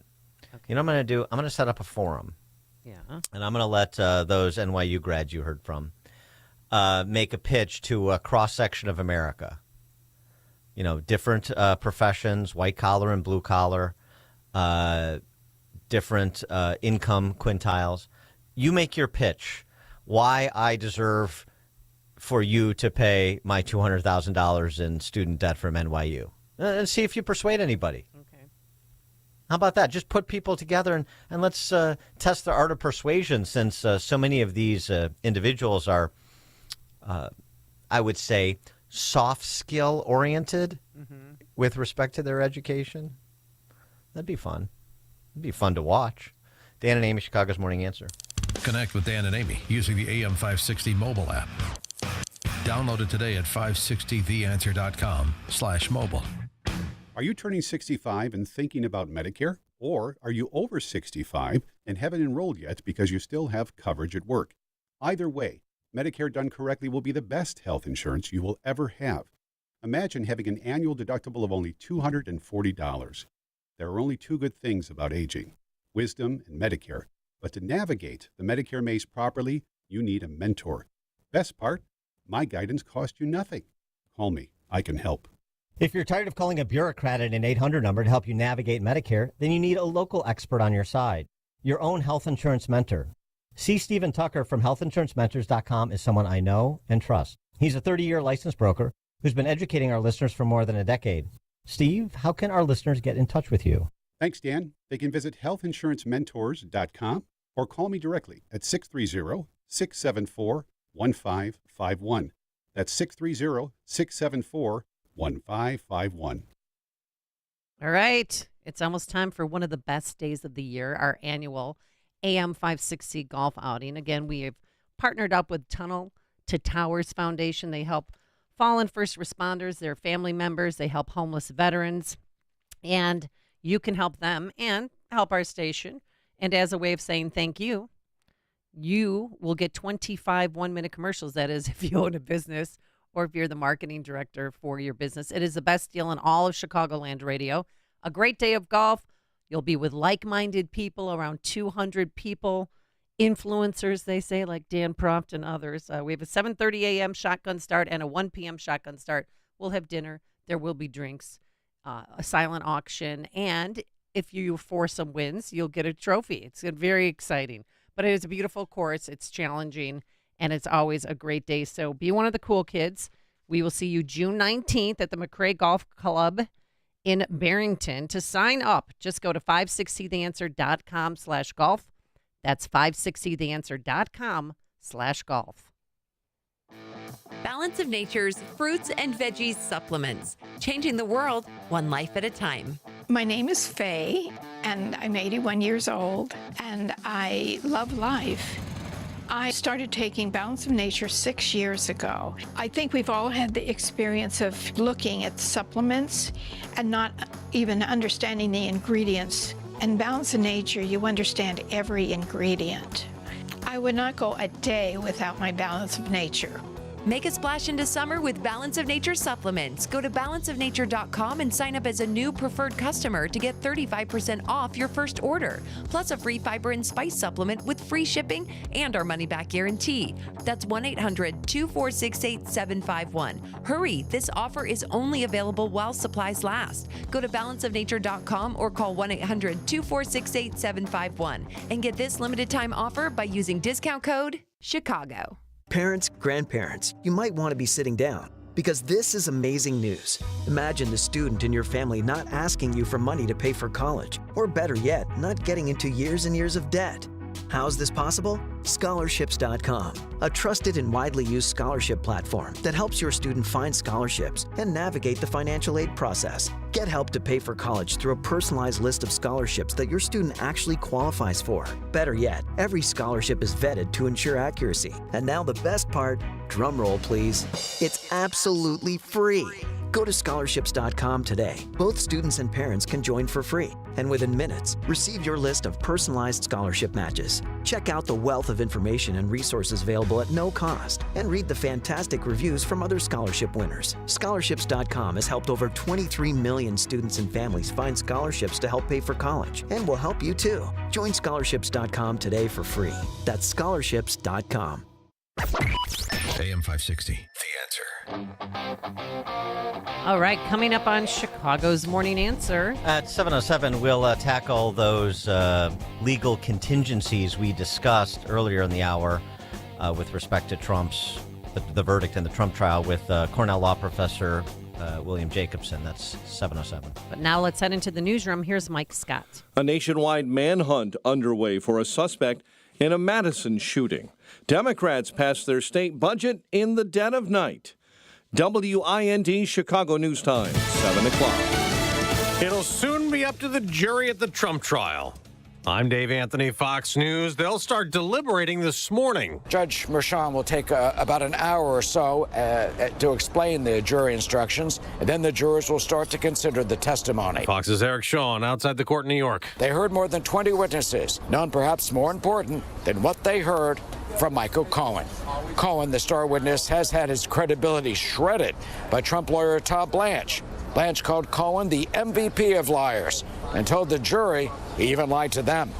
But prosecutor Joshua Steinglass said Cohen's claims are backed up by other witnesses and what he called a, quote, mountain of evidence against Trump. He also told the jury the former president falsified records reimbursing Cohen and payments to keep an alleged affair quiet, violating federal election law. We'll likely hear from former President Trump before going into the courtroom, like always. He denies committing any crime, calling this trial political, blaming President Biden, who's going to Philadelphia today. The Biden-Harris campaign is bringing both the president and the vice president to swing state Pennsylvania today to launch Black Voters for Biden. It comes at a time when Trump is getting 23% support among black registered voters in a Fox News poll. That's up from 8% in 2020. And if it doesn't sound like a lot, in 2020, Biden won about 91% of the black vote, according to a Fox voter analysis. That's down today to 74%. Fox's Jackie Heinrich at the White House. It's Election Day in South Africa, where the ruling party that led the country out of apartheid and has been dominant for 30 years could lose the majority in parliament. In South Korea, there's garbage falling from the sky. We're used to North Korea talking trash. Now they're actually flying it in. Residents in the south warned to stay indoors after at least 150 white balloons carrying plastic bags flew over the border. The South Korean military warning people not to touch anything that may contain filthy waste. That's Jonathan Savage. America's listening to Fox. 54 degrees. Skies turning sunny this early morning. It's 7:02 on AM 560. The Answer. Illinois House following the Senate, passing the largest spending plan in state history in the dead of night. AM 560's Greg Bishop reports from the Capitol this morning. Carrying the spending plan, State Representative Gian Gordon Booth said the budget's balanced. While the budget increases taxes by $750 million, State Representative C.D. Davidsmeyer said it also shifts nearly $1 billion from other state funds to general revenue funds. Certainly frustrating as a taxpayer, both as a business owner and as an individual taxpayer. I don't believe that you are being good stewards of the state's dollars. Gordon Booth acknowledged the fiscal headwinds the state faces with decreased revenue growth, but defended the plan. We are steadfast in our leadership roles in terms of ensuring that we are managing the fiscal house that we have in front of us. The measure passed the House in the early morning hours Wednesday and can now be sent to the governor for his approval. I'm Greg Bishop. The next fiscal year will begin July 1. The city of Aurora unveiling a new office for its crisis intervention unit. The new office made up of 4 police investigators, police social work coordinator, and 3 police social workers. The community wants this. There is a need to bring a mental health professional into some of these situations where people are in crisis. They respond to 911 calls in the city where de-escalation is needed during a mental health crisis. 6 years after then Mayor Rahm Emanuel announced a game changer for the city of Chicago, the long-delayed terminal expansion plan at O'Hare appears finally ready to take off, backed by United and American Airlines. Specifically for United, this phasing plan will prioritize the replacement of small regional gates with mainline international capable gates. We are committed to work together in lockstep to preserve O'Hare and its status as an important connecting hub in our global network. The original cost of the entire project was pegged at $8 billion, but airlines have grown concerned about a ballooning budget. Cubs over the Brewers, 6-3 in extras. Ben Brown, a 10 strikeout performance. White Sox lost to Toronto 7-2. Bears complete day one of OTAs at Hallis Hall. The news, a service of Windy City Safes. What are you doing to keep your most prized possessions safe? Windy City Safes is Chicagoland's only Liberty Safe dealer. With Liberty Safes, you're not just getting a safe, you're getting peace of mind. Visit the Niles showroom. Call 224 Lockbox 224 Lockbox. Online, WindyCitySafes.com. A check of traffic and weather on the way next on AM 560. Dennis Prager just seeks truth. The UN has acknowledged that the numbers of women and children killed in Gaza are about half of what has been reported. There will not be one less demonstrator against this gigantic libel of Israeli genocide as a result of this. The Dennis Prager Show. Weekdays at 11, right before Charlie Kirk at 1 on AM 560. The Answer.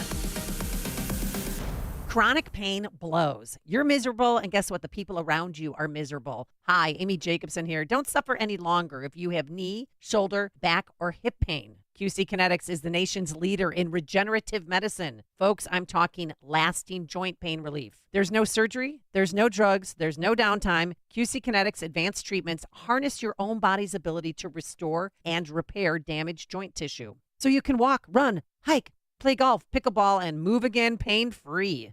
QC Kinetics is under the leadership of former orthopedic surgeon Dr. Mitchell Shinecup, a pioneer in regenerative medicine.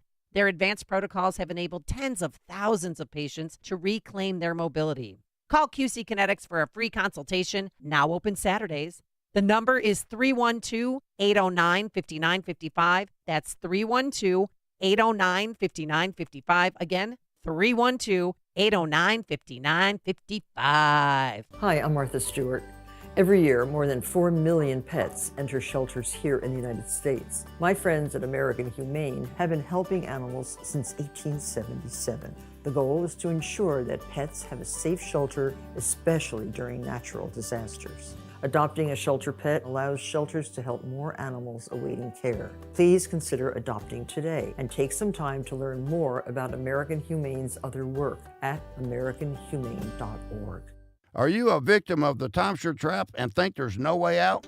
I'm Chuck McDowell, founder of Wesley Financial Group, the original timeshare cancellation expert. And I'm here to tell you that there is a way out.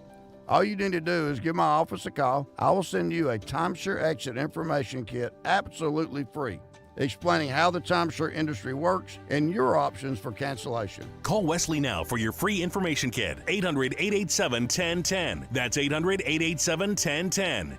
Are you turning 65 and thinking about Medicare? Or are you over 65 and haven't enrolled yet because you still have coverage at work? Either way, Medicare done correctly will be the best health insurance you will ever have. Imagine having an annual deductible of only $240. There are only two good things about aging: wisdom and Medicare. But to navigate the Medicare maze properly, you need a mentor. Best part, my guidance costs you nothing. Call me. I can help. If you're tired of calling a bureaucrat at an 800 number to help you navigate Medicare, then you need a local expert on your side, your own health insurance mentor. C. Stephen Tucker from healthinsurancementors.com is someone I know and trust. He's a 30-year licensed broker who's been educating our listeners for more than a decade. Steve, how can our listeners get in touch with you? Thanks, Dan. They can visit healthinsurancementors.com or call me directly at 630-674-1551. That's 630-674-1551.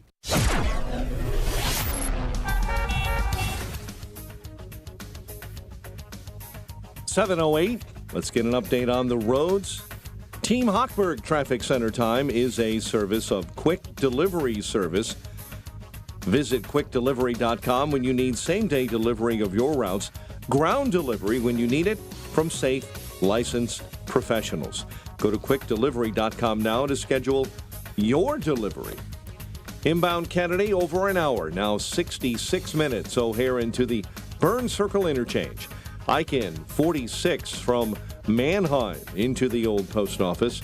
A disabled tanker blocking a lane inbound at Damon on the Stevenson. 53 now in from 355. Chicago's Morning Answer with Dan and Amy continues next. AM 560 Weather Center forecast with Andy Robb. Clouds breaking for sunshine. Today, high 68. Clear tonight, low 49. Plenty of sunshine Thursday, the high 70. And mostly sunny on Friday. Nice with the high 77. I'm Andy Robb on AM 560. The Answer. 54 at O'Hare, 57 Midway. Next news coming up at 7:30. Chicago's Morning Answer continues next on AM 560. The Answer. Now, from the Signature Bank Studios. This is Chicago's Morning Answer with Dan Proft and Amy Jacobson on AM 560. The Answer.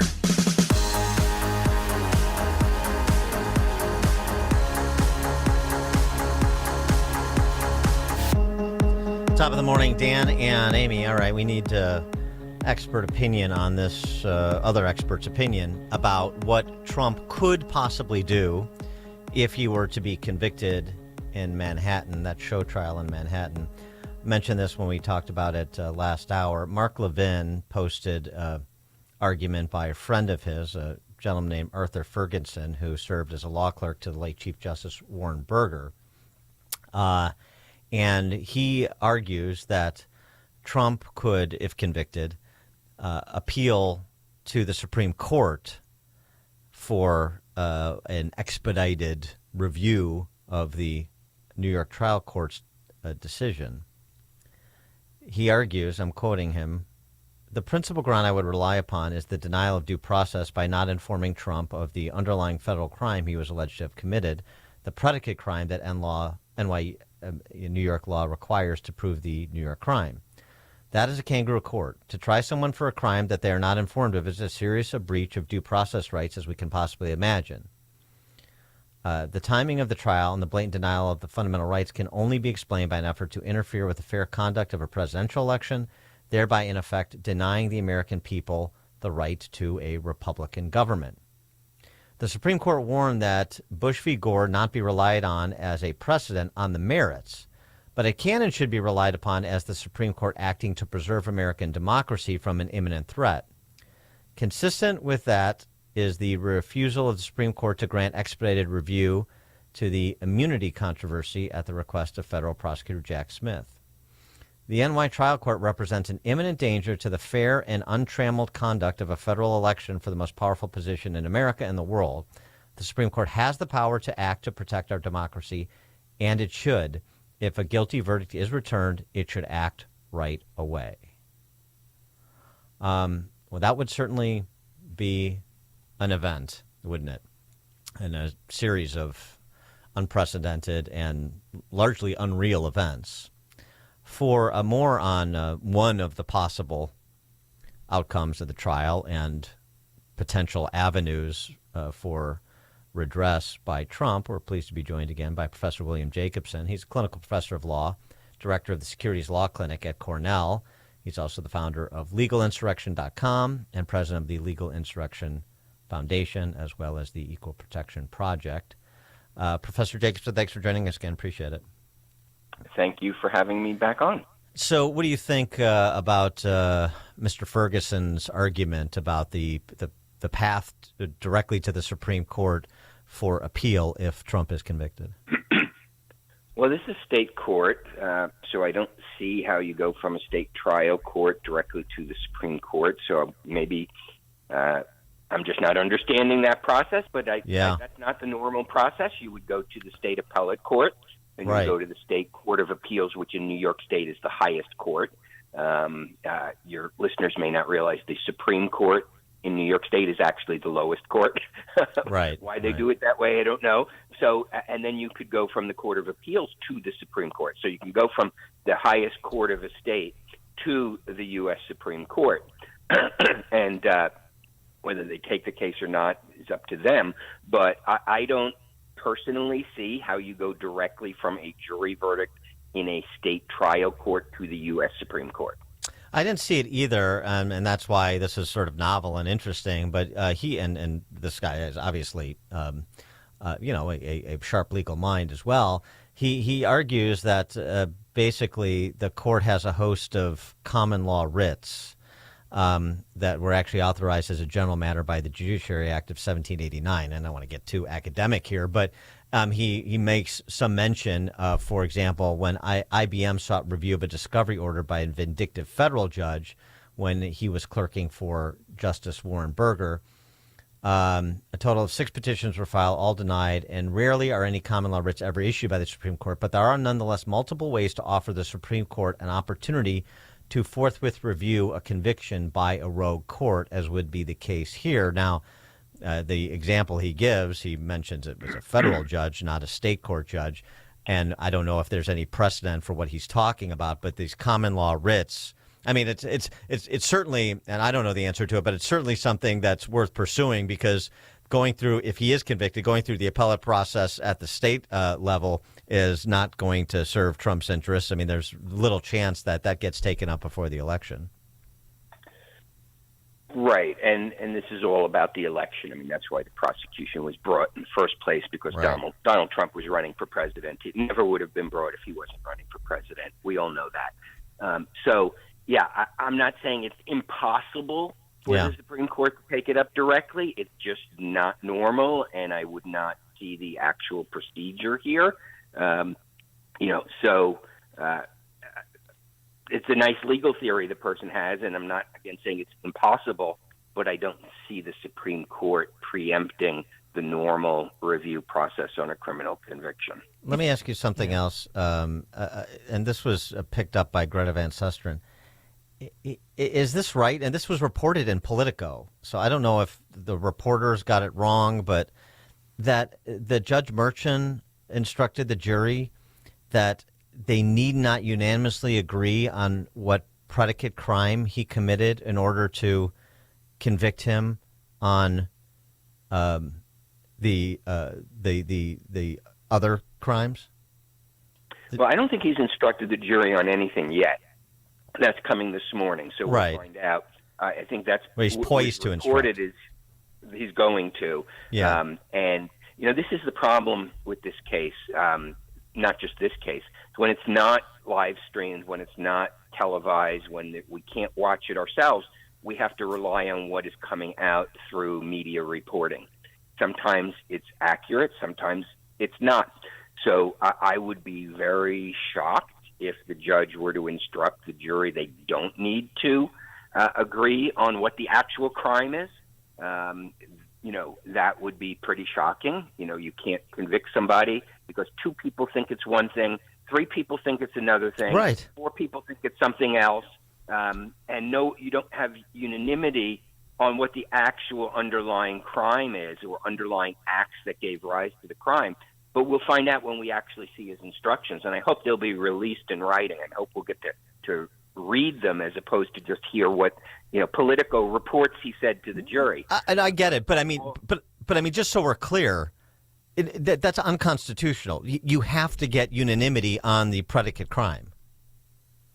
Well, here, I mean, keep in mind what the criminal allegations are here, and part of the problem in this case is that it appears that even through the 5-hour closing argument, the prosecution was just figuring out what the actual crime is here.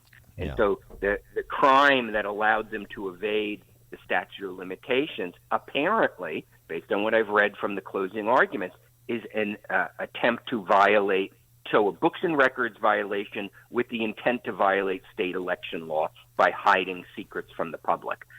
There are multiple problems with that, which is paying somebody to be silent is actually not a crime. Okay, hiding things as a politician from the public leading up to an election is not a crime. So that's the bigger problem here. But yes, the jury will need to decide what the actual crime was, and that unanimously that Trump did it. They cannot have a situation where they just have, a collective, plurality of different crimes that were committed. No, whatever goes to the jury on the jury form and in the jury instructions, they have to agree upon unanimously. You can't have, a mixed verdict that ends up being a guilty verdict. And so if these reports are true, that the judge is going to instruct the jury that they do not need to unanimously agree what the crime actually was, then that's a major problem. Oh, this is such a hot mess. So if he is found guilty, how would the judge throw him in jail? I mean, would he speed up his sentencing hearing so that he could get him in the clank, or do they just want to get him so that they could label him a convicted felon? Well, the judge has a variety of possibilities here. The judge, if this were, a less high-profile case, the judge could remand him to custody right away, not let him leave the courtroom. That would be unusual in most cases. Usually there's a period and a sentencing report and all of that. But it's a possibility. It would be odd if it happened here, but there's so many odd things about this case. So my guess is that the judge would then schedule, a probation report or whatever that department is in the state system, a sentencing report. There'd be sentencing recommendations from the prosecution and the defense, and this process would take a while. My guess is if there's a conviction this week, it could all be done before the election. I wanted to get just one more thing on this. I mean, you don't have to get into the prediction business. The two lawyers on the jury, and everybody's trying to figure out if the lawyer's going to facilitate a conviction, or are they going to facilitate an actual sober assessment of what's alleged and the law, and find that what so many people across the political spectrum and the legal community have said, that you just didn't even come close to making the case. There's reasonable doubt everywhere, as one CNN legal analyst said yesterday. But in terms of the grounds for appeal, where would you? I mean, because there's a lot of discussion of the failures by the judge as well as the prosecutor's case in chief here. Where would you go based on the accounts in the press of what's transpired in court? What are obvious places that you would go to make an appeal for Trump if convicted? Well, I mean, I think you start at the beginning, which is that the crime alleged here is not actually a crime, and that the legal theory that you can convert a misdemeanor into a felony and therefore avoid the statute of limitations based upon the normal First Amendment political activities of a candidate is fundamentally unfound. It's not actually a crime, and so that, I think, is the start, that there's actually no crime alleged here, and that the legal theory is faulty. Forget what the evidence was, forget how the judge acted, forget all of that stuff. This should have been thrown out before there was even a trial. So that's where they would start, that the entire foundation of the case is a faulty legal theory that is not essentially undermines the constitutional right of candidates to run for office. So you could now have candidates being prosecuted because they're doing what candidates always do, which is hiding the bad stuff and talking about the good stuff. Is that now a crime? And so that's where you start. And then you get into a whole lot of things that, prejudicial testimony that was brought in based on what was reported. A big chunk of this case were things that had nothing to do with the actual crime. I mean, let's remember, this is supposedly a books and records crime, okay? This is not a crime of being Donald Trump and winning the 2016 election. But that's what most of the trial, or much of the trial, was spent on. So, I mean, prejudicial testimony coming in. The judge, his various rulings on what, was allowed and not allowed to come into evidence. All of that is in play. And then if the jury instructions are as bad as Politico is reporting they're going to be, then that's another one.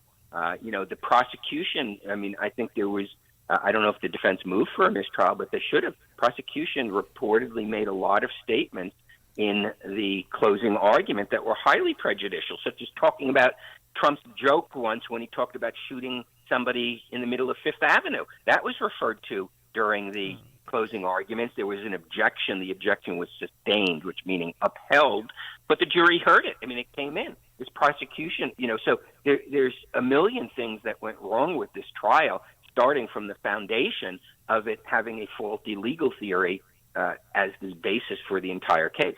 And then you have the gloat, the greatest liar of all time, Michael Cohen.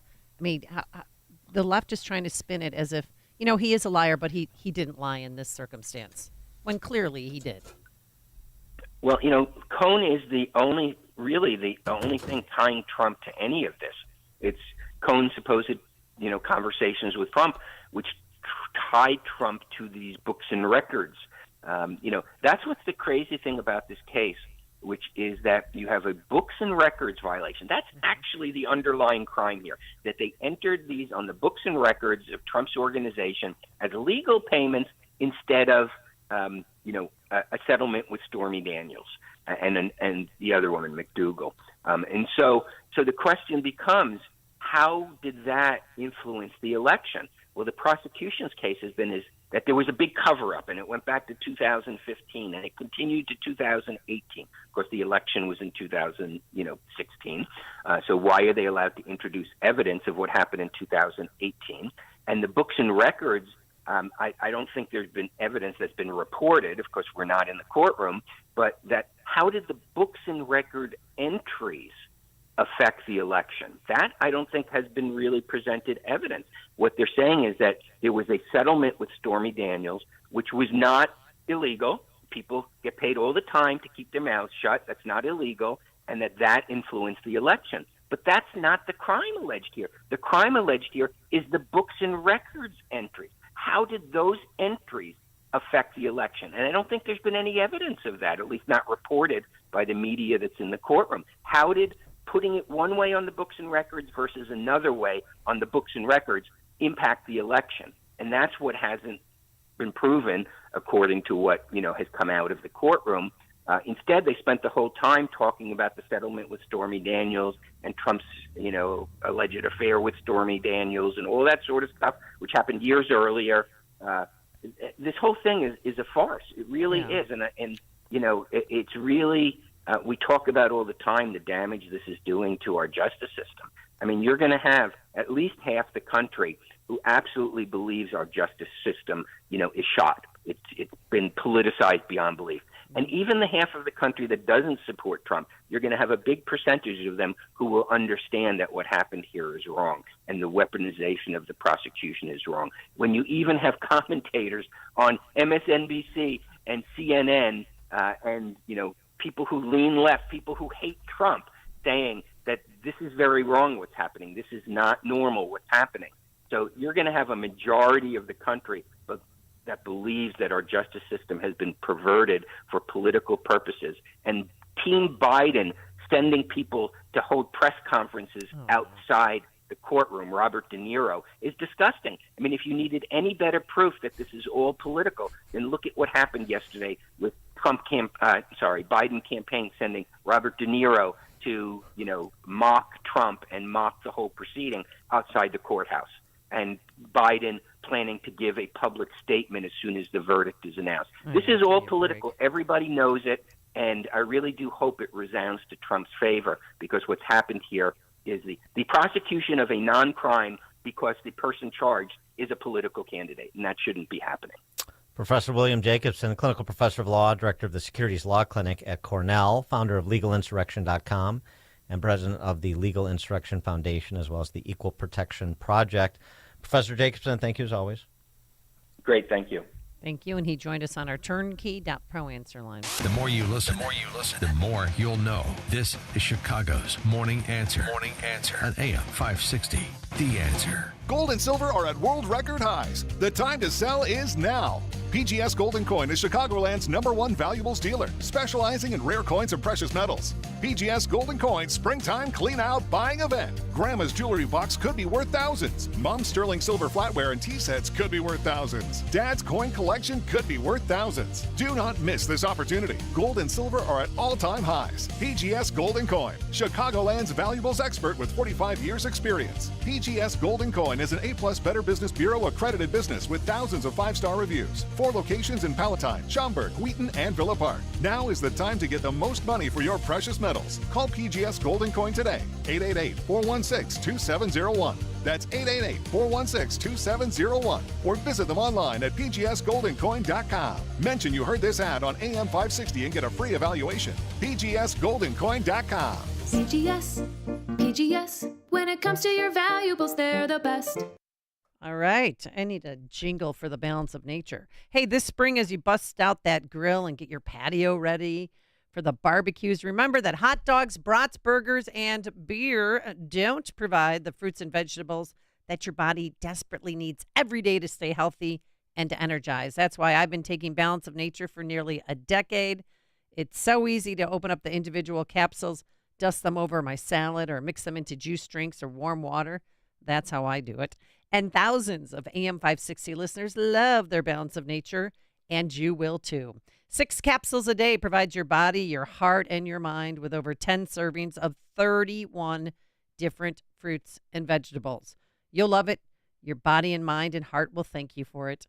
So order today by calling 800-246-8751. Use coupon code Chicago to save 35% off your first order and free shipping as a preferred customer. 800-246-8751. Call now or order online at balanceofnature.com and use coupon code Chicago.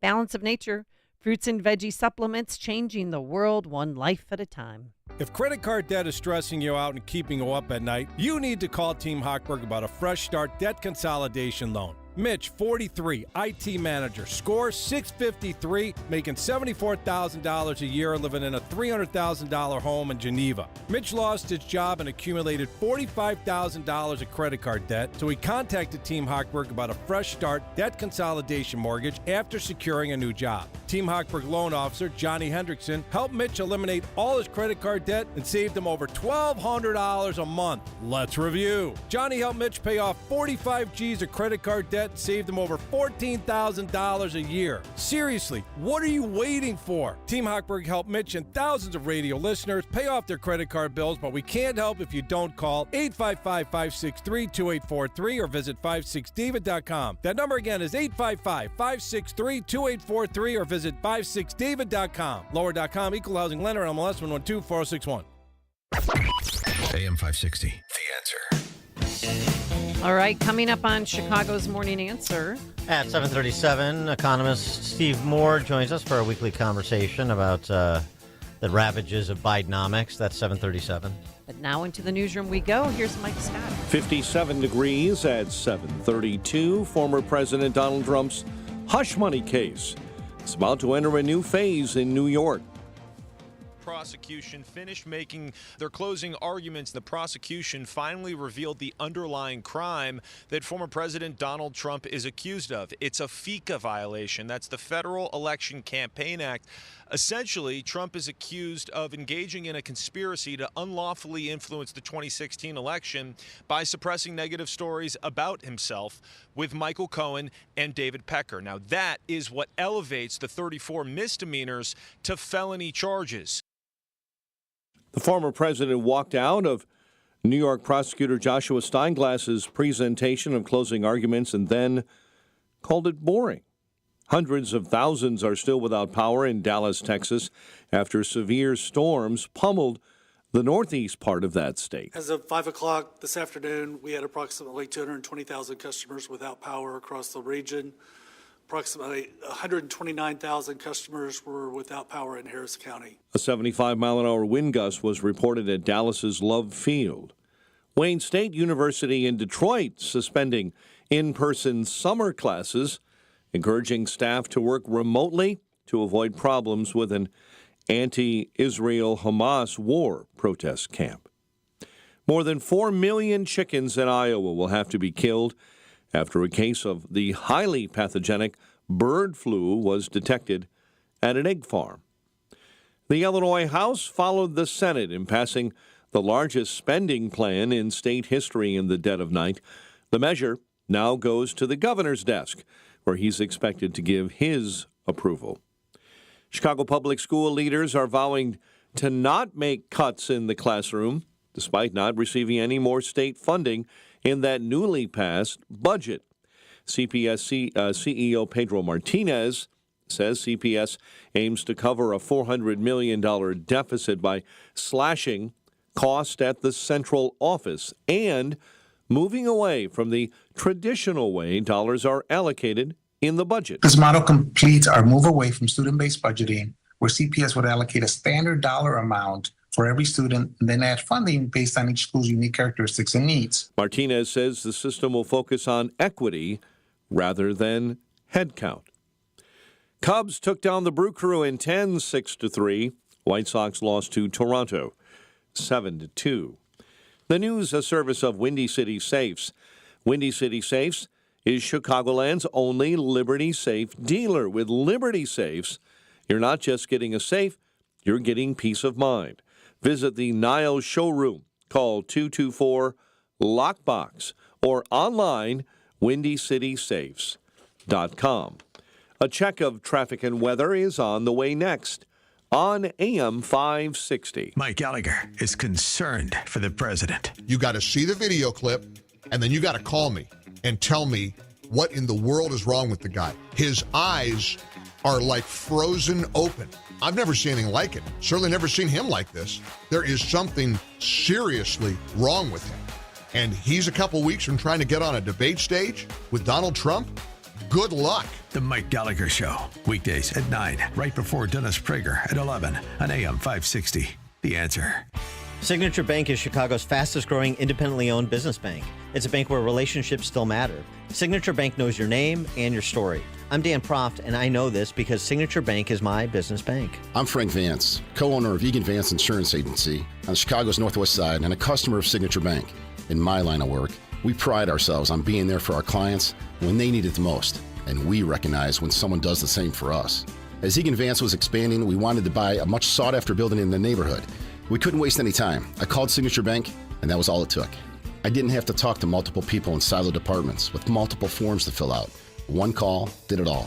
As the one who was always looking out for my clients, it was a great change to know that my bank, Signature Bank, was looking out for me. Signature Bank is looking for their next success story. To learn more about turning your business vision into reality, visit signaturebank.bank. Signature Bank, helping local businesses succeed. Member FDIC, Equal Housing Lender. Have you been struggling to find an easy, safe, and secure document scanning solution for Salesforce.com, Microsoft 365, SharePoint, or OnBase by Highland? Your struggle is now over, and it's time to get your documents and operations into the 21st century. With IoT Smart Connected Scanning, it's easy to turn physical paper into digital documents and have them directly uploaded to the cloud with IoT Smart Connected Scanning from IDT. And you don't need a degree in computing or IT to make it happen. Using QR code technology uniquely configured for your specific business, anyone can set the IoT Smart Connected Scanning device up in 5 minutes or less, saving your organization money and valuable time. Remote employees can even capture documents and send them safely and seamlessly. Organize documents efficiently and securely with IoT Smart Connected Scanning from IDT. To see a demo or to order now, go to ready4idt.com. That's ready4idt.com. Use promo code SMART and receive 10% off your order. IDT, putting paper in its place. Balance of Nature supplements, changing the world one life at a time. Oh, it's been actually really good. I'm 81 years old. I'm a retired nurse, and I have found I've taken it for about 5 years. I do feel better. At first, there wasn't a drastic change, but I found it really has made, a difference in my lifestyle. It does improve our quality of life. Make a splash into summer with Balance of Nature supplements. Go to balanceofnature.com and sign up as a new preferred customer to get 35% off your first order, plus a free fiber and spice supplement with free shipping and our money-back guarantee.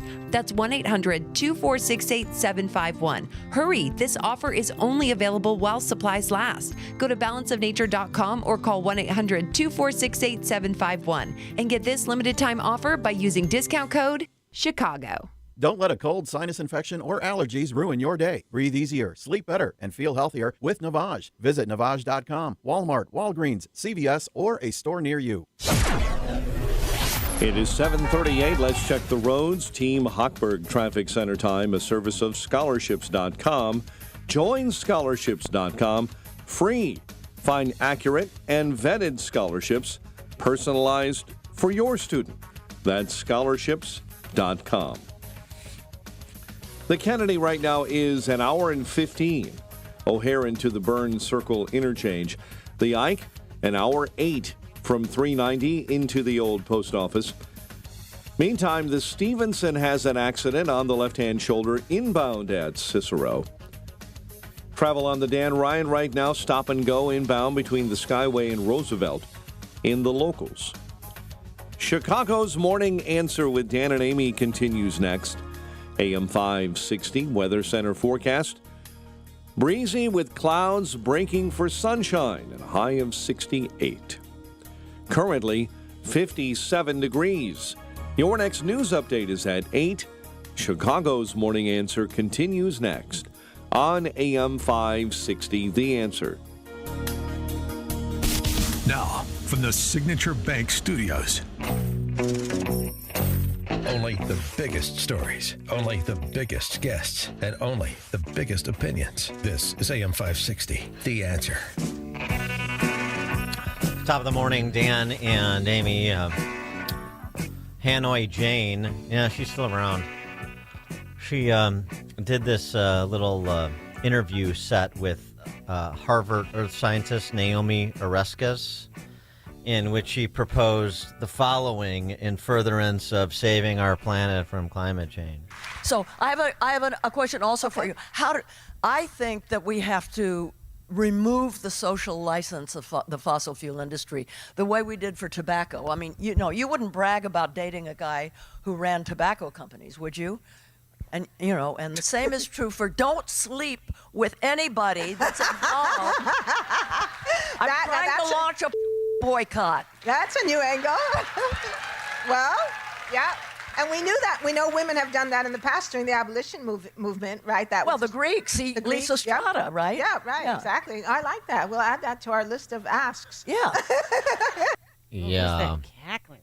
Naomi Oreskes is not easy on the eyes. And Jane Fonda is 140. So I'm not so sure that they're going to lead the charge for the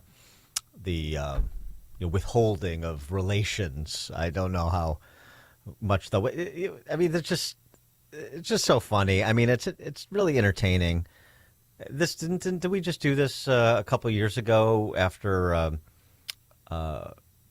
with respect to violence in Chicago? With Chirac, with Spike Lee's movie Chirac, which was a modern day interpretation of Lysistrata, which Fonda just mentioned, and this is how we're going to stop endemic violence in the city of Chicago. How's that going?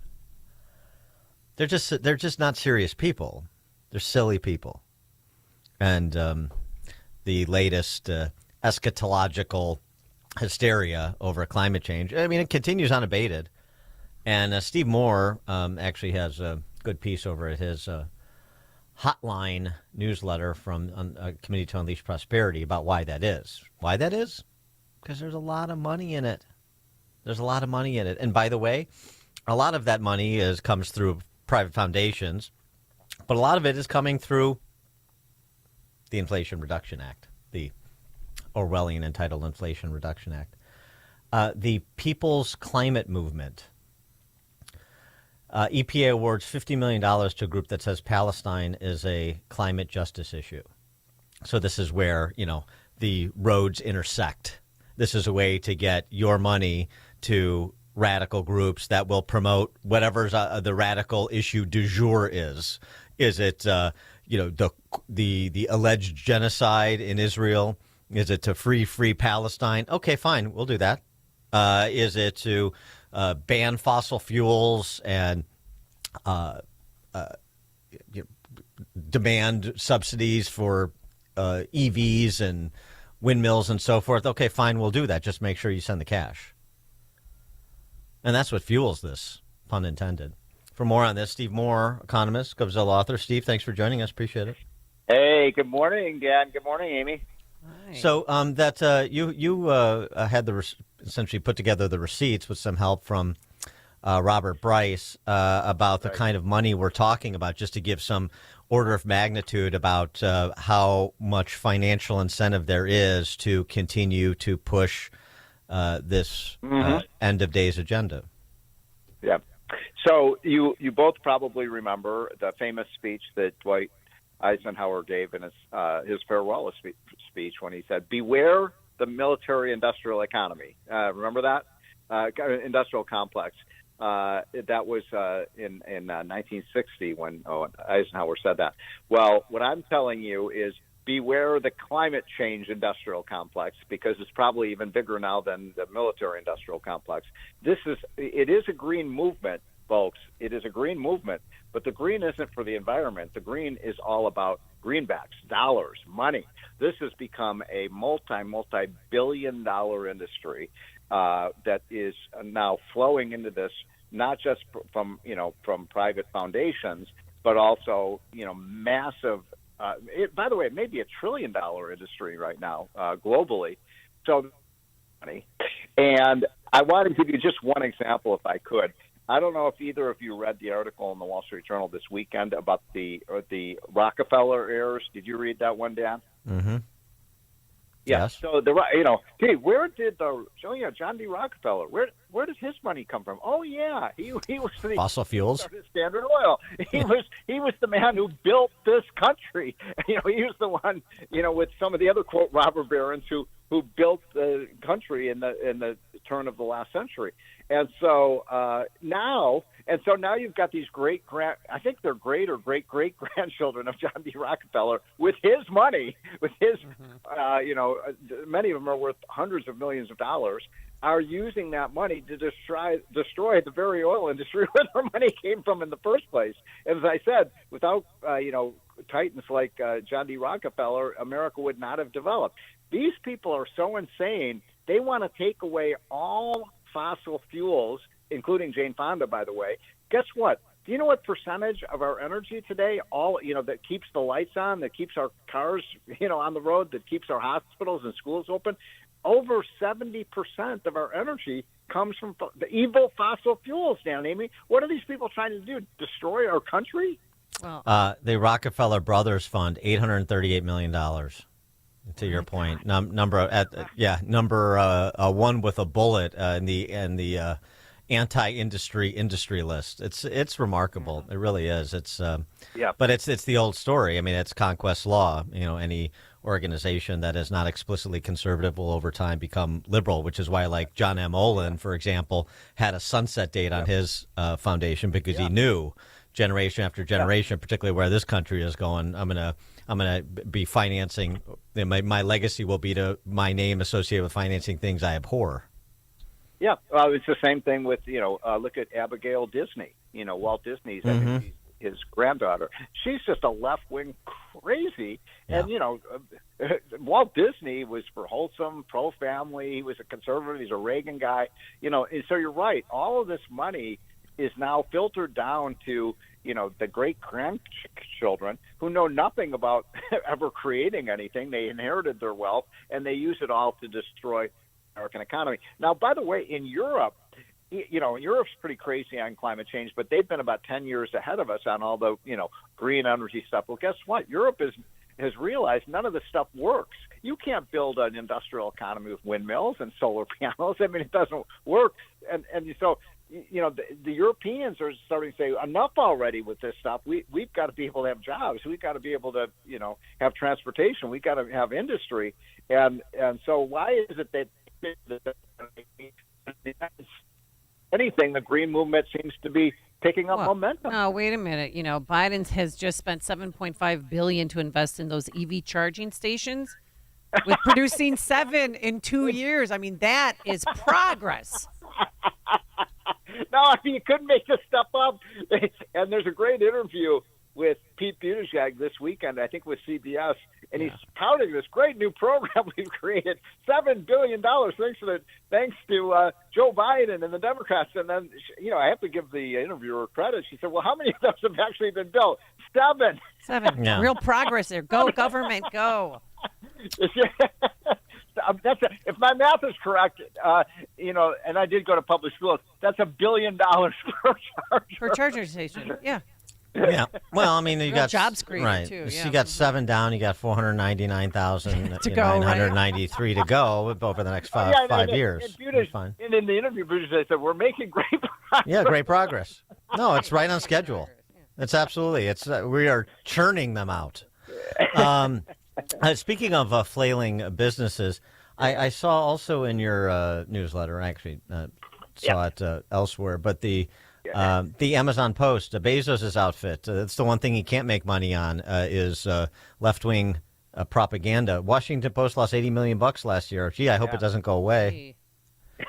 Yeah. So this is a big story about what's happening in the media. So if you look at the big, traditional news outlets and legacy outlets, and the ones that have really been huge in the whole history of the news media business, if you look at the Washington Post. Lost money. New York Times lost money. CNN well, and they lost, money. and the Amazon Post lost half its readers, which is now right. half its readers are gone, and CNN has literally thousands of viewers now. So the point is, these billionaires like Bezos and others have bought these legacy news outlets, and nobody is watching them. No one's paying attention, and they're losing money. And then they say, well, the news media. But guess what? Fox makes money. So there's no law that says that the media has to lose money. It's just that they've turned so far to the left that people are just turning them off and turning them out. And, as you said, Dan, it couldn't happen to a nicer group of people. Well, and what will come is what you've seen come at places like, Illinois, which is the state will formalize a relationship and just fund their preferred media outlets directly. That's what's going to happen. By the way, Dan, I don't remember whether it was you or Amy who sent me that note about the fact that the state legislators, passed the biggest, fattest budget in Illinois history, and an $800 million tax increase, and then they had the gall to actually give themselves a pay raise. Yeah, well, for all their hard work. Yeah, Governor Pritzker's keeping his promise to raise our taxes. It's hard work. Not just hard work. It's pay for performance, right? They've done such a wonderful job. But $971 million, almost $1 billion, are going to fund the migrants, the illegals that are here. Oh my God! I mean, it's just. I mean, how do you people reelect these people? Now, I know we're right on time. I want to give you guys a flash headline that you may not have heard because it's just happened literally a few hours ago. Did you guys see what happened in Texas last night? You're talking about the primary with Tony Gonzalez? School choice. School choice. Oh, yeah. You want to talk about a good governor, not an idiot governor like you have in Illinois. Yeah. Greg Abbott ran roughly 20 challengers against incumbent Republicans who were not in favor of school choice and giving parents choice where they're sending their kids to school. He won and a bunch of them went to runoffs that were held last night. He won 7 out of 8 of the primary challenges. They've taken out something like 17 incumbent Republicans, and now they have the votes to pass school choice. Are you getting anywhere close to that in Illinois? Yeah, right. What Republican Party? But no, you're right. That is a huge story, and good for Greg Abbott for being willing to exercise some discipline within the party. By the way, you're going to love this one, Dan. I mean, Dan and Amy, so the media was all over the story for the last 3 weeks. Oh, all this big, dark money is coming into the Texas, from these city slickers, blah, blah, blah. They don't even live in Texas. But they didn't mention that the biggest spender in these races, of course, was who do you think Teachers Union. Teachers Union. Of course. Of course. Yeah, but that's not outside money. That's no. not special interest. Yeah, Randy Weingarten and making it rain from D.C. No, that's not special interest money. Yeah, right, exactly. Oh, by the way, Steve, you're coming to town. You're going to be speaking at the Northwest Suburban Republican Lincoln Day dinner thing. Yeah, I'm so excited. I think all 7 Republicans are going to be there. Exactly. Wow, Yeah. Sandy Ramon. No, I'm Yeah. just teasing. I know they have What a good. coffee I'm shop really are you going to excited have about it at? Yeah. What?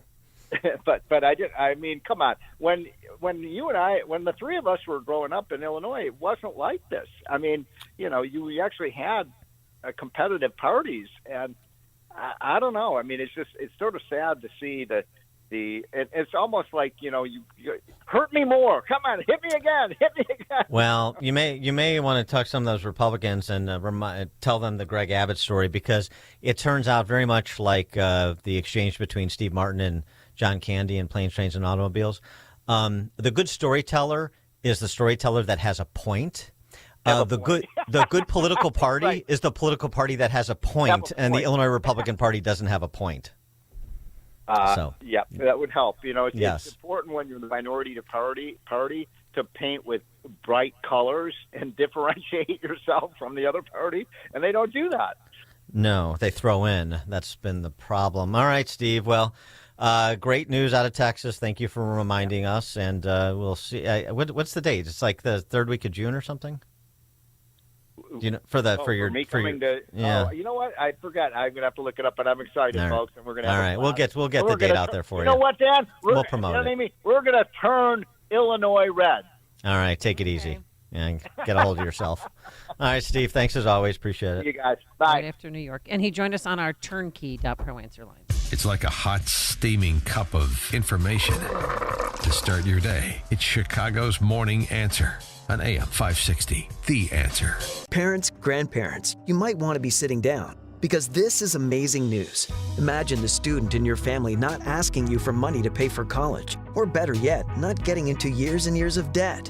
How's this possible? Scholarships.com, a trusted and widely used scholarship platform that helps your student find scholarships and navigate the financial aid process. Get help to pay for college through a personalized list of scholarships that your student actually qualifies for. Better yet, every scholarship is vetted to ensure accuracy. And now the best part, drum roll please, it's absolutely free.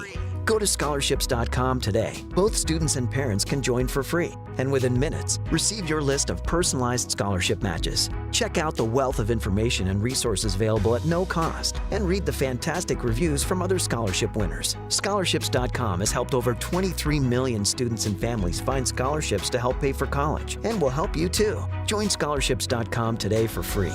That's scholarships.com. All right, do you have chronic pain? It's not fun because you're miserable, and all the people around you are miserable too. That's why you should really contact our good friends at QC Kinetics. If you have pain in your hip, your elbows, your back, your knees, your shoulders because of asthma or an injury, call QC Kinetics today for a free consultation. QC Kinetics is the nation's leader in regenerative medicine. We're talking lasting joint pain relief with no surgery, no drugs, no downtime. QC Kinetics advanced treatments harness your own body's ability to restore and repair damaged joint tissue. Think about it. If you cut your hand, eventually your body heals itself. So guess what? If you go to QC Kinetics, you can walk, run, hike, play golf, play pickleball, move again pain-free. QC Kinetics is under the leadership of former orthopedic surgeon Dr. Mitchell Scheinkup. He's a pioneer in regenerative medicine. Their advanced protocols have enabled tens of thousands of patients to reclaim their mobility. So stop putting it off. Take action now. Live your best life again, and don't live with chronic pain. Call QC Kinetics for a free consultation. They have appointments available on Saturdays. The number to call is 312-809-5955. That's 312-809-5955. Again, 312-809-5955. At Catholic Cemeteries of Chicago, we honor traditions, celebrate faith, and cherish memories. Take an active role in establishing your legacy for future generations by pre-planning your final arrangements today. Alleviate your loved ones of future financial burden. Lock in today's prices and take advantage of interest-free financing and no hidden fees. Visit CatholicCemeteriesChicago.org or call 708-236-5490 to schedule a free consultation today. One of the most important decisions you can make as a parent is where you send your kids to school. But these days, it's never been harder to know which school is best. Public schools have changed a lot, and you might be thinking about sending your child to a private Christian school. But you also know that private school can be expensive, and in this economy, you might think it's not an option. Well, think again. With HalfPriceSchools.com, you can purchase tuition vouchers for half the price of normal tuition for private schools. For nearly 10 years, HalfPriceSchools.com has helped families from all over Chicagoland make the dream of private school a reality. And that can be the reality for you and your child, too. Just go to HalfPriceSchools.com, search for a private Christian school near you, and purchase a voucher. It's that easy. Visit HalfPriceSchools.com. That's HalfPriceSchools.com. AM 560, The Answer. It's a Lincoln Day dinner, Northwest Suburban Republican, Cook Republican dinner with Steve Moore is July 8th. You can go to lincolndd.org for event details or to buy tickets if you want. Coming up on Chicago's Morning Answer. At 8:08, Canadian doctor whose business is killing people and business is good. 8:08. Now into the newsroom we go. Here's Mike Scott. Democrats passed their state budget in the dead of night. Nationwide manhunt underway for a suspect in a South Suburban shooting. Cubs defeat the Brewers and extras. White Sox lose again. And the Bears continue OTAs at Hallis Hall. Have a much cooler day ahead with temperatures in the mid-60s. WIND Chicago News Time, 8 o'clock. How quickly will they reach a verdict? I'm Dave Anthony, Fox News. That is the big question at former President Trump's trial, where in about an hour, the jury will get instructions. That is where Judge Juan Merchan explains the law to them, what they can use, the guidelines. When they start the deliberations, those deliberations expected to start later this morning. Fox's Eric Shawn outside the court in New York the day after closing arguments. Prosecutor Joshua Steinglass said the conspiracy to unlawfully influence the 2016 election, you don't need Michael Cohen to prove one bit.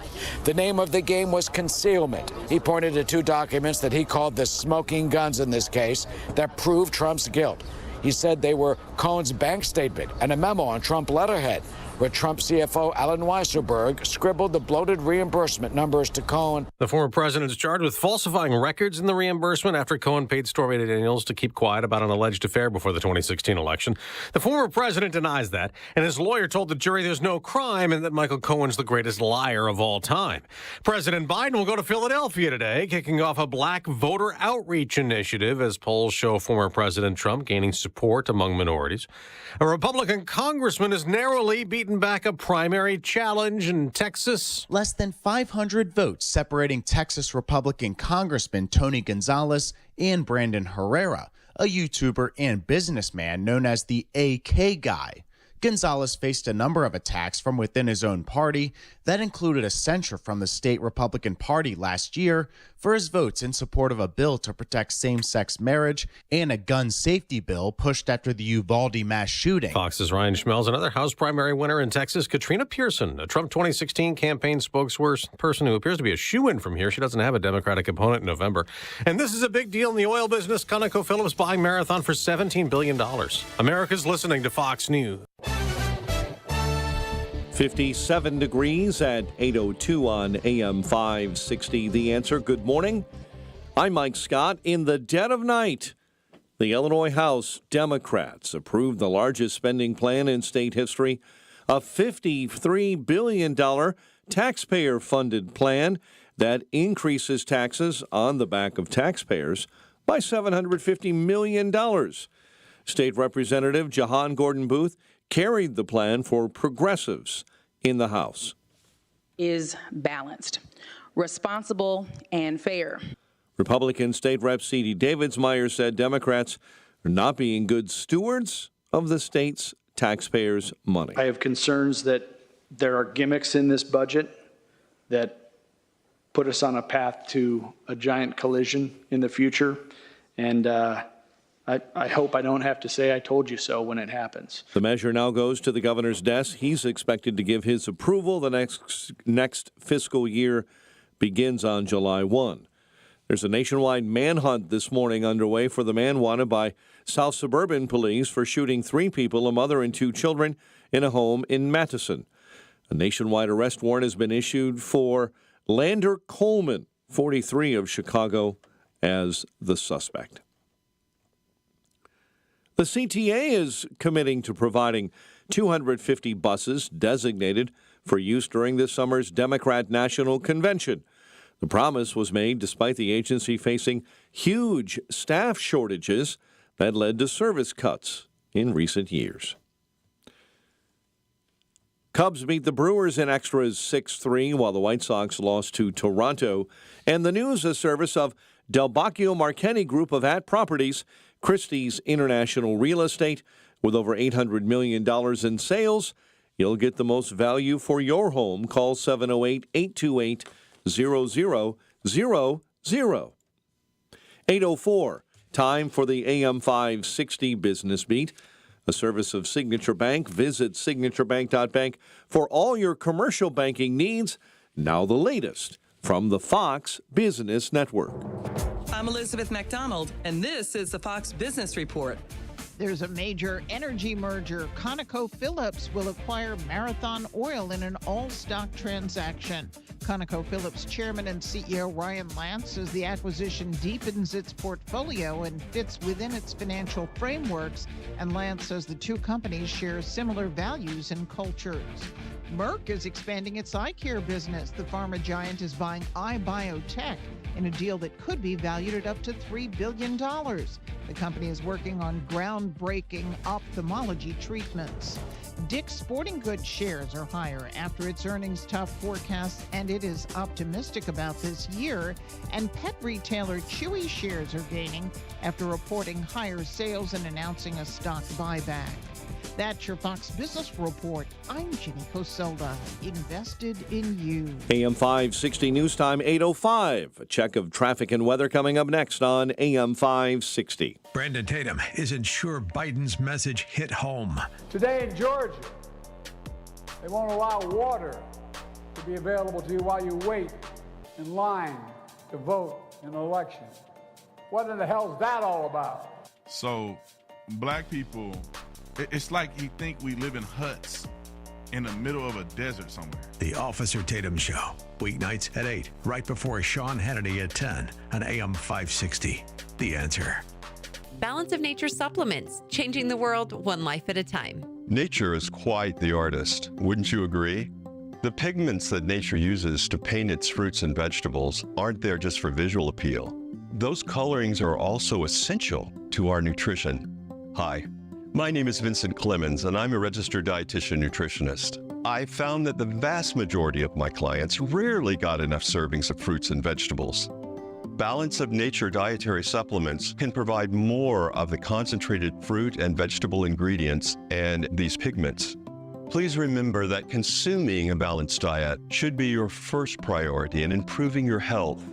Nonetheless, if you're considering a nutritional supplement, then I highly recommend Balance of Nature. Go to balanceofnature.com and get 35% off your first order, plus a free fiber and spice supplement while supplies last as a preferred customer by using discount code CHICAGO. Conveyors keep your products moving, but when they break down, it can cost your company time and money. If you need help with conveyors, call a company that has the expertise and capability to help. Hi, I'm Dave Van Camp, president of Vans Industrial. I've got over 40 years of personal experience in dealing with conveyors and their related parts.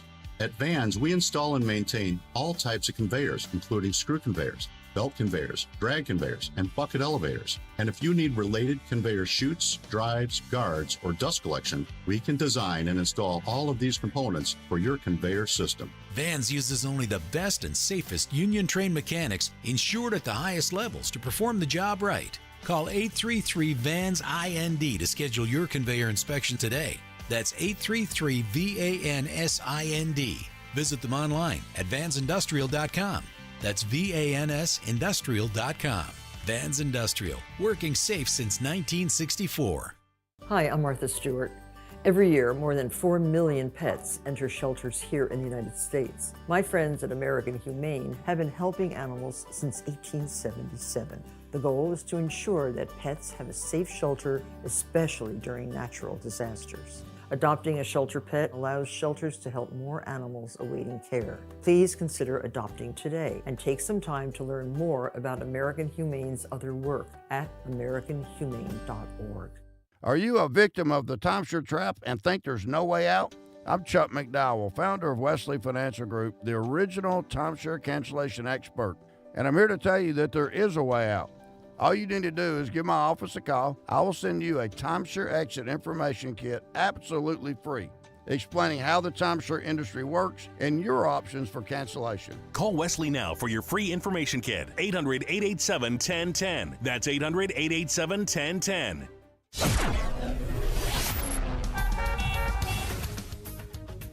It's 8:08. Let's check the roads. Team Hochberg Traffic Center time.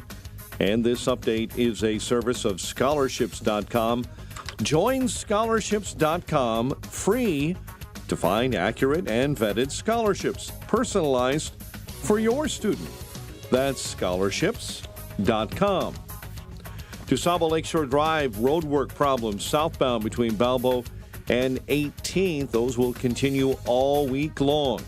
Tri-State stop-and-go jam northbound between Archer and 31st. On the Reagan, they're removing a disabled vehicle on the exit ramp to Farnsworth, pulling that out of your way.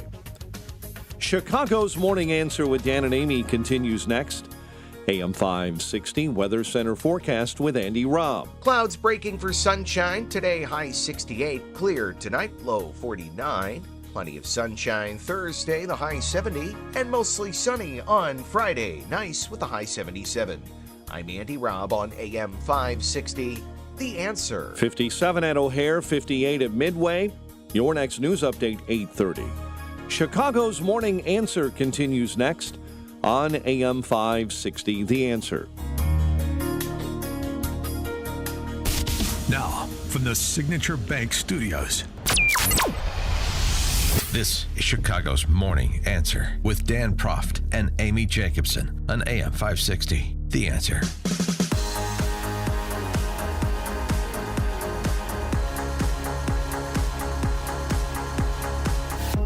Top of the morning, Dan and Amy. Canadian Dr. Ellen Wiebe is killing it. She is killing it. You know, she's hot right now. She's the thing. As a doctor who works for MAID, that's Medical Assistance in Dying up there in the Great White North. And she's also an abortionist on the side. Oh, my. She's a twofer. She's like Dr. Death. She recently sat down for an interview. Oh, my God, she did. With Liz Carr, who is a disabled British comedian, on the Right to Die, Death with Dignity movement. We've had legislation sponsored in Illinois. I don't think it's gone anywhere yet, but it will, so that we can join the enlightened states like Oregon, California, in advancing more killing. She's excited. Dr. Wiebe, she's doing some of the best killing of her entire career right now. And then there are people who don't feel comfortable dying at home. For example, they don't want their spouse to have to deal with their memory of them dying in their home. So then they come here, and this is a recliner, and so people recline here, and they can snuggle up with their loved ones if they want. And so it's good place for some people. Mm-hmm. How many MAID deaths have you been involved with? Over 400. Oh my gosh. That sounds like a lot. Is that what you do now? Like, is that the main thing? I still run a contraception and abortion clinic in addition to my MAID work. Would you ever say no? Of course, I have. Oh, yes. I mean, we have a law, and I obey this law. And so there are people who are not eligible under the law. Now, there are the situations where I might find somebody not eligible or eligible when another person won't because of the way our law is written. I look at it and think, what you really needed was some more drugs, but you want my drugs, I'll give them to you. I've certainly met people who are no more disabled than I am, saying that life is not acceptable in this state. I love my job. You know, I've always loved being a doctor, but, and I delivered over 1,000 babies, and I took care of, families. But this is the very best work I've ever done in the last 7 years. 312-642-5600, turnkey.pro answer line. You can also reach us on our text line, 64636. Type in DA, then a quick comment. Is this another episode of Why Dan Proft is Single? Oh, this is a lot deeper than that. Speaking of Dr. Wiebe and her commitment to the law. Oh, yes, the law. The great teacher. It turns out, a report from the Vancouver Sun, that a Jewish nursing home in Vancouver didn't want medical assistance in dying performed within its walls because it was traumatizing the elderly Holocaust survivors who lived there. The good Dr. Wiebe, who's been doing her best work killing people the last 7 years, snuck in and performed a death anyway. The director of the nursing home, imagine the implications for our staff and our residents and their families. We have a lot of Holocaust survivors. To have a doctor sneak in and kill someone without telling anyone, they're going to feel like they're at risk when you learn someone was sneaking in and killing someone. Yeah, that'd make me a bit jumpy. The sophisticated, enlightened right to die, death with dignity movement, one of the other features of the new Marxists. And again, the standards and the law. And it's not ghoulish at all listening to Dr. Wiebe talk about how much she enjoys taking people out. I mean, we need to pray and, for their soul. it's tightly regulated. Oh, really? Story from over at the Free Press, Barry Weiss's outlet, by a writer named Rupa Subramanya. Story of a Dutch woman, 29 years old.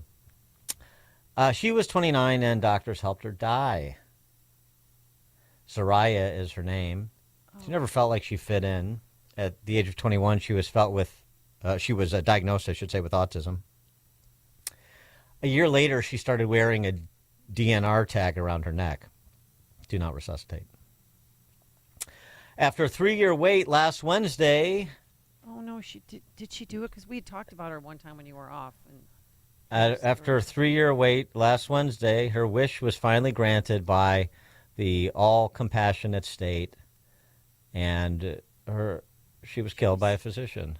She's state-sponsored. dead? I was hoping, and I literally was praying that she would change her mind. Yeah. Oh, that's barbaric that they let that happen. I mean, did you see her too? She looks fine. I mean, try something else. Here's what she told this reporter over at the Free Press. For me, autism is the major hiccup in my life that bothers me the most. She said she was bullied a lot at school. The author writes of Soraya, this 29-year-old person who was killed by the state.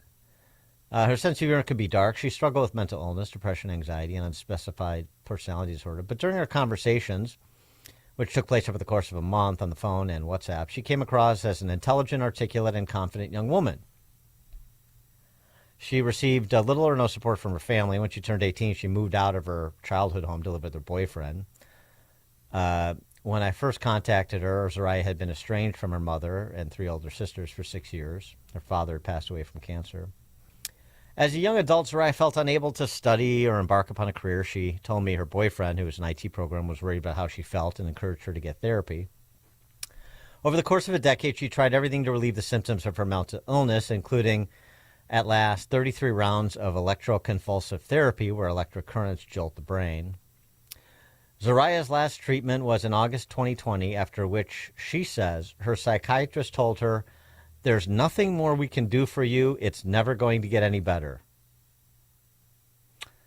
That's an interesting thing for a psychiatrist to telling say. people they have no hope. Well, where there's life, there's hope. Zoraya said, after we heard that, we all kind of knew what that meant. I always was clear, if it doesn't get better, I can't do this. That's when she applied to die. And listen to this. She submitted her application to the Netherlands Euthanasia Expertise Center. Oh, yes, That's they're a thing? you're in the hands of experts. The expert class to the rescue.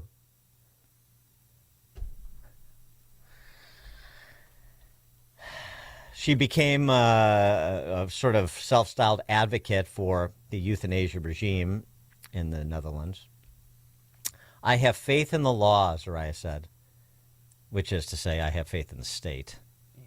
And that's her God, as you'll hear. I'm pro-death, but we need to be careful to protect people who are in psychosis or depressed and not thinking straight, Zoraya said. If you go on this, because she was against suicide kits, there's some advocacy to get past state approval or even doctor approval and just pass out suicide kits. Some advocacy groups are pushing that. Yeah, of course. Make it turnkey, make it easy. Cut the red tape. And so, of course, the reporter said, "Oh, gee, interesting. You need to be careful to protect people who are in psychosis or depressed, not thinking straight. Couldn't that be you?" And she said, "That's the beauty. Because our law requires that doctors test that you've made a rational decision. Doctors have to test, is my choice rational or is it my illness talking?" So she got cleared by the doctors of death. "Oh, you're making a rational decision. No problem. It's right to give up hope at 29 years old because you have some condition that millions of other people around the world don't have. Autism? Hardly."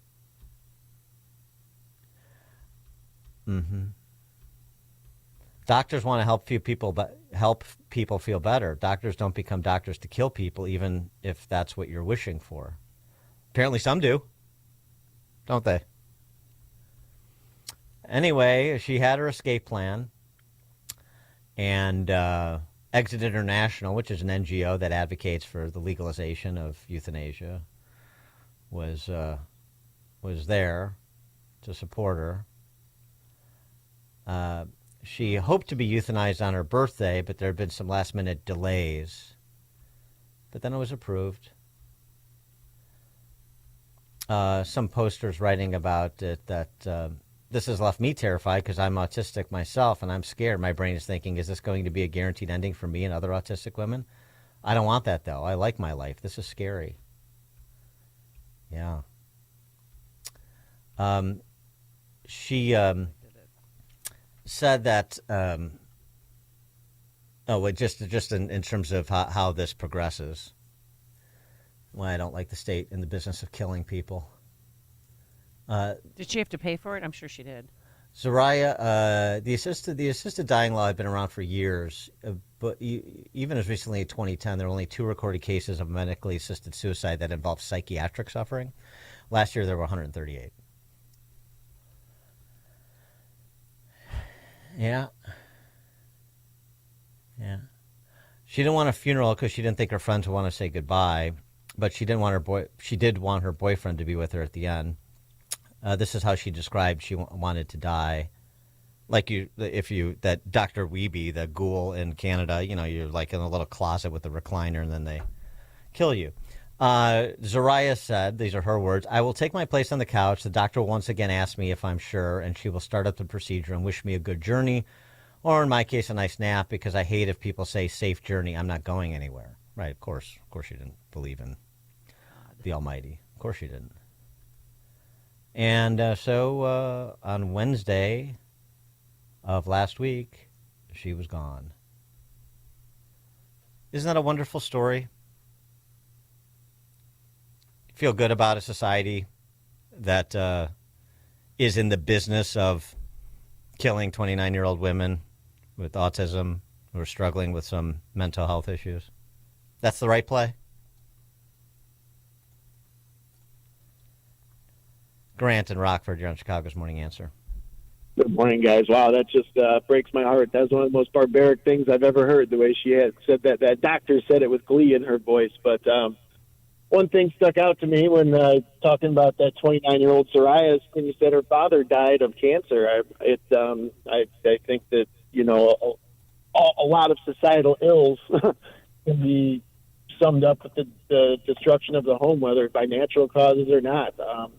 I lost my father several years ago, and if I had been younger in high school, I don't know how I would have pulled through. So, and yes, Amy, she did pay. She paid dearly. Have a good day, guys. Indeed. Thanks, Grant. Kevin, Austin, Texas. Good morning, Amy and Dan. How much time until Illinois lawmakers decide that, hey, this is a great cost-cutting measure? Think of all the money you can save if you have less people on Medicaid. I mean, didn't they kind of use that rationale for, hey, let's stop arresting people so it won't cost as much to house them? I mean, it's insane. So when are the Illinois Democrats going to go down this road? Oh, I'm surprised they haven't already, frankly. Yeah, I mean, right. People are liabilities for the state to manage. It's just these human beings. I mean, they're nothing but problems for the politicians and the experts. Dan and Amy, Chicago's Morning Answer. Listen to podcasts of Dan and Amy from the AM 560 mobile app. Download it today at 560theanswer.com/mobile.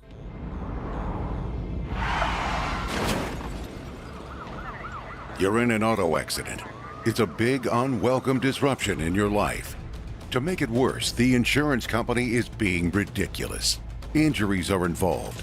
Damages are involved. SettlementYouDeserve.com. It's time. SettlementYouDeserve.com. Salvi Law.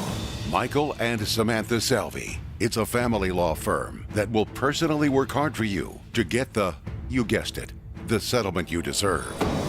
For auto accidents, you work on getting your life back and let Salvi Law get you the settlement you deserve. Experienced, trustworthy, and like a family friend that knows the law. Salvi Law gets you the settlement you deserve. Medical malpractice problem? Contact Salvi. SettlementYouDeserve.com. SettlementYouDeserve.com. All right, Justin. Justin and I have one thing in common. Well, we have two things in common. Well, maybe three things. One is definitely our love for cats. Meow, meow. He has his cat's paw print tattooed on his forearm. What was that cat's name again? Neutron. Neutron. Okay. But we also both love Balance of Nature. So how's it going with your Balance of Nature? I'm talking to you, Justin. What's the third thing that you have in common? Our love for the radio station. Okay. I was going to say our love for you, Dan, but that just got crazy. Yeah, so, right. Yes, but how's it going, Justin? Well, it's going good. With my Balance of Nature, I can always tell when I don't take it because I don't have that extra kick about halfway through the day that I would normally take a nap. So helps me get through the full day without having that extra afternoon slug that I usually get. Yes, and he is like thousands of AM 560 listeners who love their Balance of Nature. 6 capsules a day provides your body, heart, and mind with over 10 servings of 31 different fruits and vegetables. You'll love it, and your body will love it. Your mind and your heart will thank you for it. 800-246-8751. Use discount code Chicago, 800-246-8751, or online at balanceofnature.com. Coupon code Chicago. This is a special alert to all Americans who own a vehicle with less than 200,000 miles with an auto warranty about to expire or with no warranty coverage at all. Due to a decline in the economy, CarShield is announcing a low-cost month-to-month vehicle protection plan that is now available to the public to save any driver out-of-pocket expenses on future auto repairs. Call now to find out how you can pay almost nothing for covered auto repairs. Yes, you heard that correctly. Pay almost nothing for covered auto repairs. An open phone line has been established for all drivers to call for a free quick quote. Call 800-355-4107 now. Drivers who are covered will not have to pay for covered repairs again. This protection plan is at an all-time low. Additionally, drivers who activate this vehicle protection today will also receive free roadside assistance, free towing, and car rental options at no additional cost. Call us for your free quick quote today. 800-355-4107. That's 800-355-4107. What do you have to lose? Call 800-355-4107. Again, 800-355-4107. It's almost time once again for the annual AM 560 Golf Outing presented by Signature Bank. And this year, AM 560 is proud to partner with the Tunnel to Towers Foundation to help them support America's first responders and military heroes, including homeless veterans, and to help America never forget 9/11. This year, our golf outing is happening on Wednesday, June 19th at McRae Memorial Golf Club in Barrington. When you purchase a foursome to join us, you'll enjoy a full day of golf, meals, an awards reception, and a silent auction. And if you're a business owner, when you purchase a foursome, you'll also receive an AM 560 marketing package, which includes 25 one-minute commercials between 5 a.m. and 8 p.m. and a free digital marketing analysis. And we also have twosomes available in addition to foursomes. Reserve your foursome today at 560theanswer.com/golf. That's 560theanswer.com/golf. Sponsored in part by Control Point Engineering, Waukegan Roofing, and by Crosscom Public Adjusters. Are you turning 65 and thinking about Medicare? Or are you over 65 and haven't enrolled yet because you still have coverage at work? Either way, Medicare done correctly will be the best health insurance you will ever have. Imagine having an annual deductible of only $240. There are only two good things about aging, wisdom and Medicare. But to navigate the Medicare maze properly, you need a mentor. Best part, my guidance cost you nothing. Call me. I can help. If you're tired of calling a bureaucrat at an 800 number to help you navigate Medicare, then you need a local expert on your side, your own health insurance mentor. C. Stephen Tucker from healthinsurancementors.com is someone I know and trust. He's a 30-year licensed broker who's been educating our listeners for more than a decade. Steve, how can our listeners get in touch with you? Thanks, Dan. They can visit healthinsurancementors.com or call me directly at 630-674-1551. That's 630-674-1551. Think identity theft won't happen to you? Think again. There's a new victim every 3 seconds in the U.S., over 15 million this year alone, and many don't even know they're victims.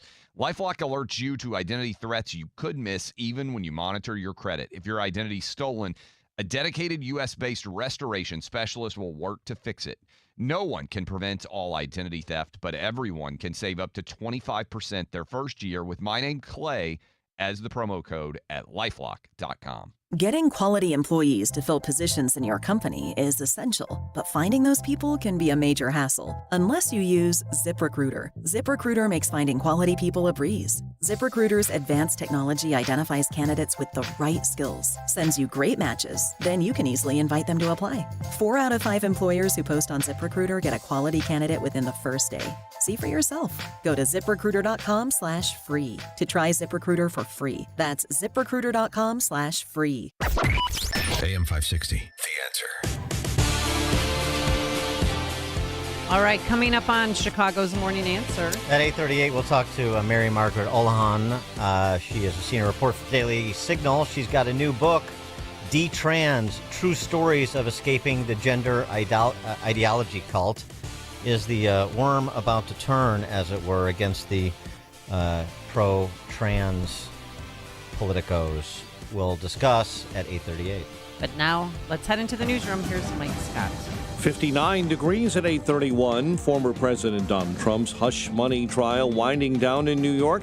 The judge will give the jury his instructions this morning. The jury gets this case today. That after Judge Juan Merchan gives them their jury instructions that'll start at 10 a.m. Eastern this morning. And you know, sometimes the jury instructions, that can mean the difference between a verdict of guilty or not guilty. The judge will look at the jurors and take about an hour giving them their instructions. He basically gives them the legal guidelines that must be used as they sit in judgment of the former president. His instructions lasting about an hour, then they were retired to the jury room for the deliberations. Fox's Eric Shawn. At least one person is dead after violent storms hit Texas on Tuesday. Hurricane-force winds blew through Dallas and Houston. A boy was killed when a house under construction collapsed. At least one person is dead, another missing. 7 others had to be hospitalized after a natural gas explosion in Ohio. We could hear the explosion.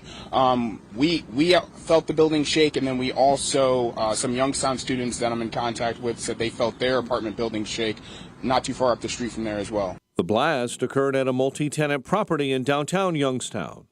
A Louisville prosecutor and world number 1 golfer Scottie Scheffler's attorneys are heading back to court today. In the dead of night, Illinois House Democrats approved the largest spending plan in state history. More than $53 billion in spending, increases taxes by $750 million.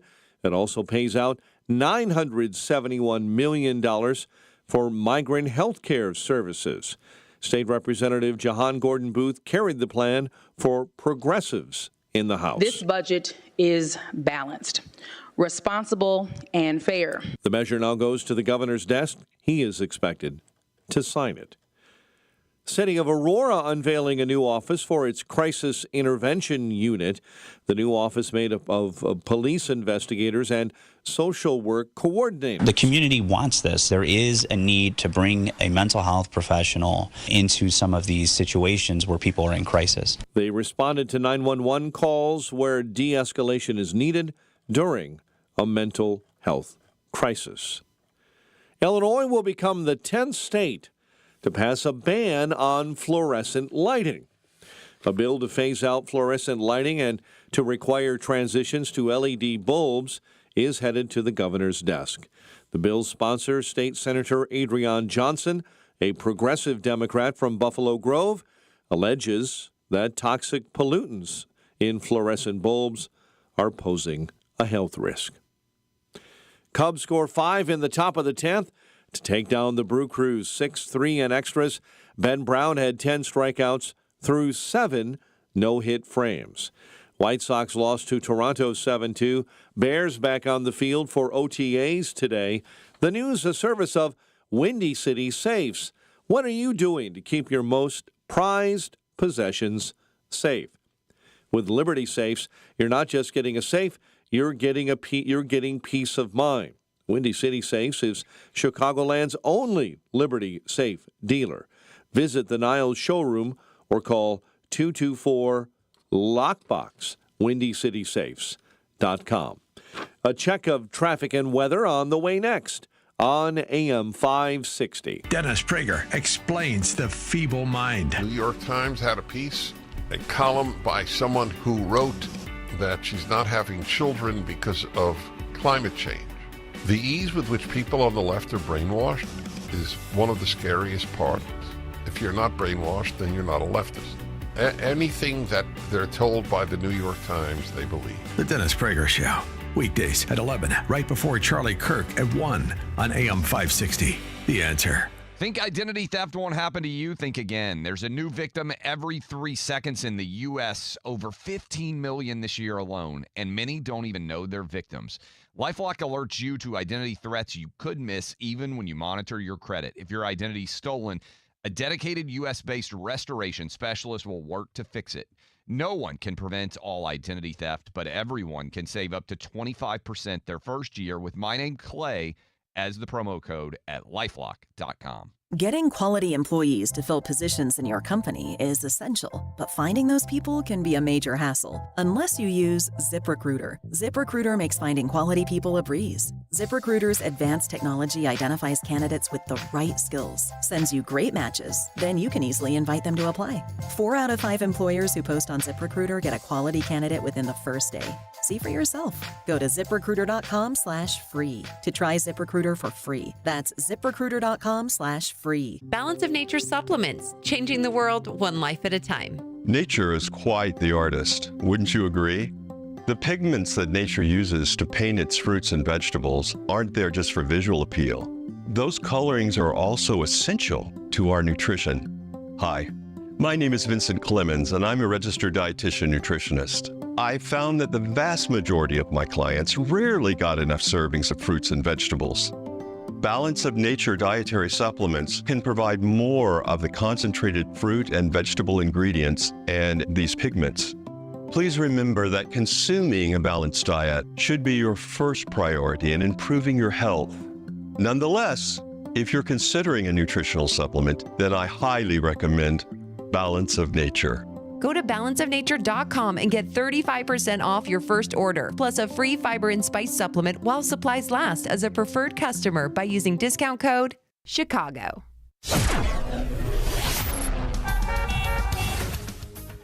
8:37. Let's get an update on the roads. Team Hochberg Traffic Center time, a service of Indeed.com. Need to hire? You need Indeed and their end-to-end solutions, helping you attract, interview, and hire candidates all year round. Schedule and conduct virtual interviews right from your Indeed dashboard. Learn more by visiting Indeed.com/credit. Kennedy inbound solid. 90 minutes O'Hare into the Burns Circle interchange. The Ike, solid mess. First Avenue to Holman, 72 into the old post office. Stevenson, an hour and 8 from 355 into DuSable Lakeshore Drive. Heavy on the Dan Ryan inbound, 43 into the Circle. Chicago's Morning Answer with Dan and Amy continues next. Now, your official Chicagoland weather forecast. A little rain early this morning. It's tapered off. Clouds have broken, leaving behind some sunshine. We'll see a high of 68 later today. Clear skies and 49 overnight. Currently mostly sunny and 59. Your next news is at 9. And Chicago's Morning Answer continues next on AM 560, The Answer. Now, from the Signature Bank Studios.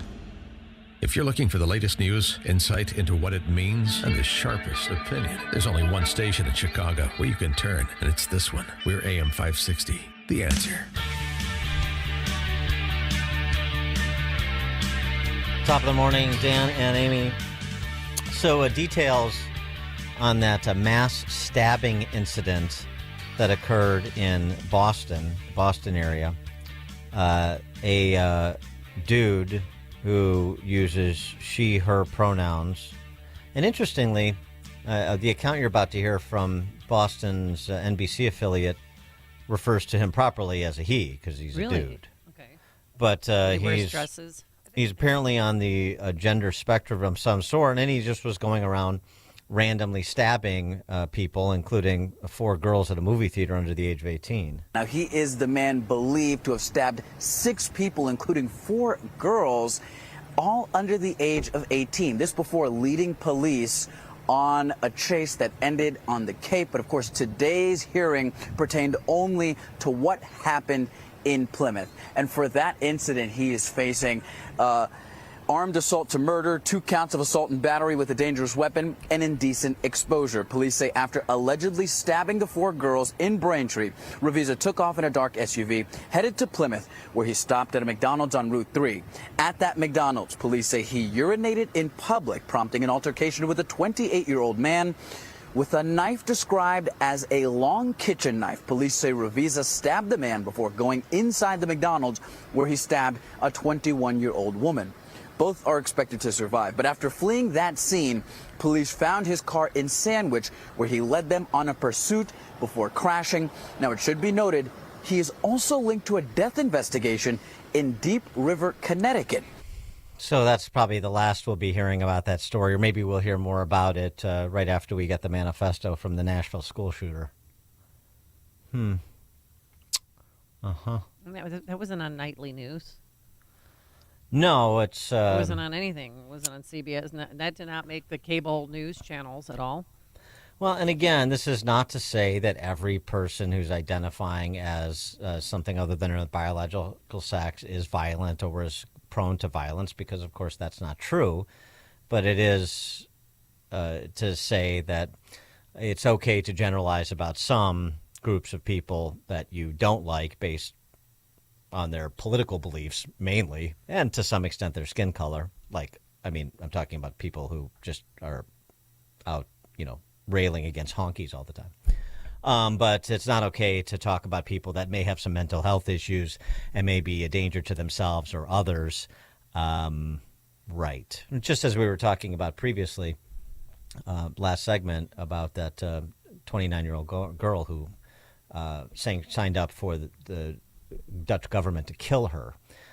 Maybe there are other interventions that should be made with young people who are struggling with mental health issues. But it's certainly not going to come from these global organizations from whom our public health officials take their cues, and so many in our medical profession, and so many in the professional associations within the medical profession, the experts. I mean, I don't know if you saw this, but this dude named Teddy Cook, a female-to-male trans Australian activist who considers himself a professional queer and man of trans experience, he writes openly about his interest in, bondage and S&M. He's got pictures online that would make Sam Britton blush, and he look him up right now. And he posted images of a dog having sex with a man. Oh God! He has Not been looking that up. he's been retained by the WHO as one of their experts in terms of how to care for trans and non-binary people. Oh, he's in a bestiality, and they hired him. Did they not look at his social media profile and his pictures before they hired the dude, or is that why they hired him? Well, yes, therein lies the rub, pun intended. For more on what's happening with the Lavender Bund and who's really winning the day, as we still see male athletes beating women in women's sports at the high school level. Riley Gaines does a nice job of documenting all that for us. I'm interested in our next guest's book because it doesn't feel like the tide is really turning. It feels like maybe it's slowing temporarily. It feels like maybe some people feel more comfortable speaking sense, because of the leadership of people like Riley Gaines, for example, Abigail Schreier. But do I sense a tide turning? Mary Margaret Olahan is senior reporter for the Daily Signal. Her new book is D-Trans, True Stories of Escaping the Gender Ideology Cult, which releases May 28th. That would be, yesterday. It's released. It's out. Go It's get out. it. D-Trans is the name of the book. Mary Margaret Olahan, thanks for joining us. Appreciate it. Thanks so much for having me. So, tell us a story. Tell us a happy story about somebody that was spared mutilation at the hands of their parents and a doctor, and is like a Chloe Cole, although she wasn't spared the mutilation, and is providing leadership that is going to walk us back from this from the precipice of this abyss. Well, I know you were saying you're a little worried that we're not on the turnaround here, but I would argue that some of these stories should give us hope. These are young people that I document in my book who tried to transition, which we know is impossible. They tried to become a boy if they were a girl, or a girl if they were a boy, and then realized after attempted hormonal and surgical transition that this is impossible. And they really did have to endure a lot of horrific mental and physical suffering as they went through these attempts. But now that they're on the other side, they've become really influential advocates who can speak out against these types of procedures and gender ideology in general. And part of the reason that gives me hope is because they didn't have anyone doing that for them. When they were trying to transition, they would look around on the internet and there was no other voices except the pro-trans advocates calling for gender transitions. And so they were really alone. They felt like they only had one set of voices to listen to, and now part of the reason they're speaking out is because they want to give people another perspective. And that's what I'm trying to do with this book, is to just lay out the real stories of detransitioners who tried to go down this path and experienced all of it themselves and now can share the story of what actually happened to them. Because, we have a lot of commentators that are much smarter than I am, including some of my friends like Jay Richards at the Heritage Foundation, or Ryan Anderson, or Abigail Schreier. And they've written an excellent commentary on all of this, on how it harms people, why it's wrong, and the roots, etc. This book is a reported book. It's about their stories. And I wanted people who might not even be conservative be able to pick it up and just read the stories and be, understand what went on here, even if they are not totally aligned with conservative sentiments.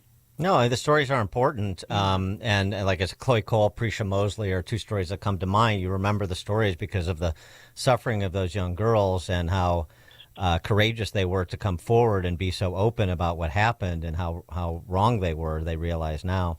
And to your point, too, about, the lack of sort of any checks on, their own decision making, where were the adults and the medical professionals and so forth. So give us a one of the stories from the book that underscores what you're describing.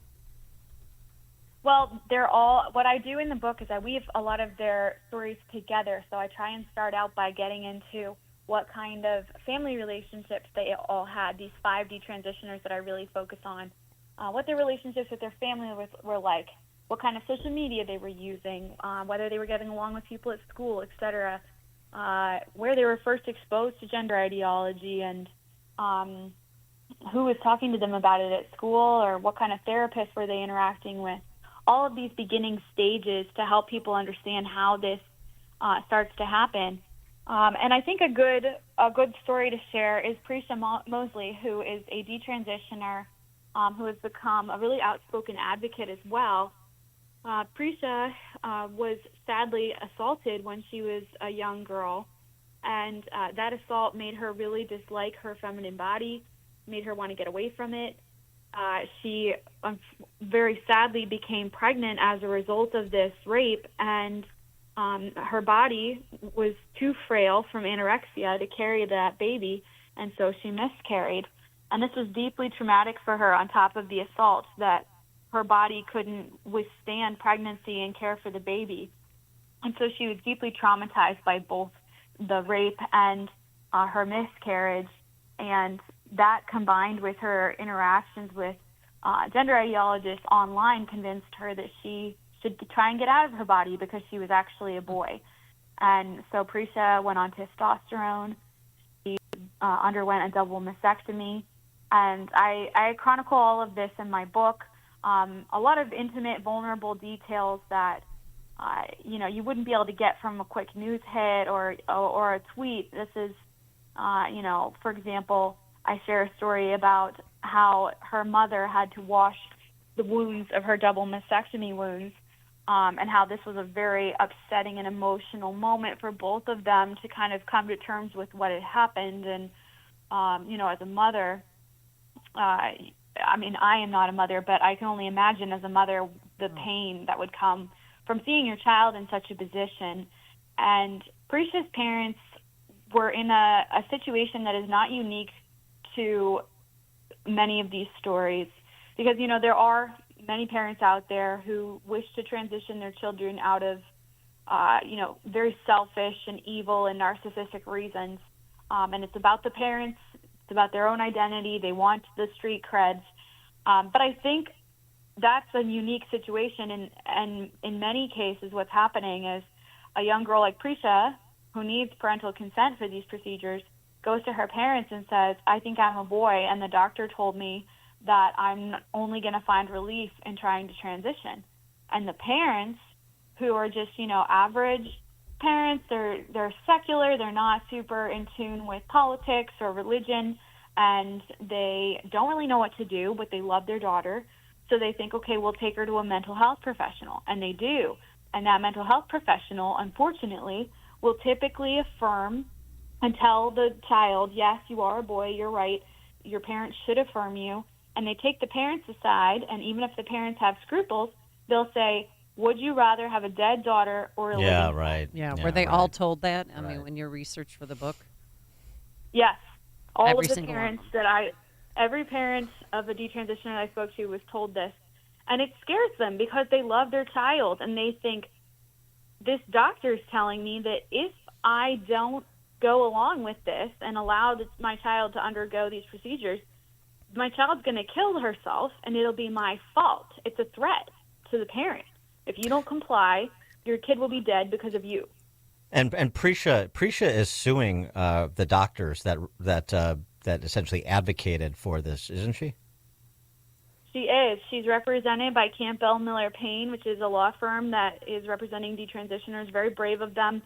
Harmeet Dillon and her law firm are also representing detransitioners, most notably Chloe Cole in her lawsuits against the medical providers that transitioned her. Yeah, see, this is part of this needs to be part of the approach, I think, because with the CAS report coming out across the pond in Britain that has changed NHS policy with respect to providing puberty blockers and these other transitioning medications and procedures for minors, and then this story out of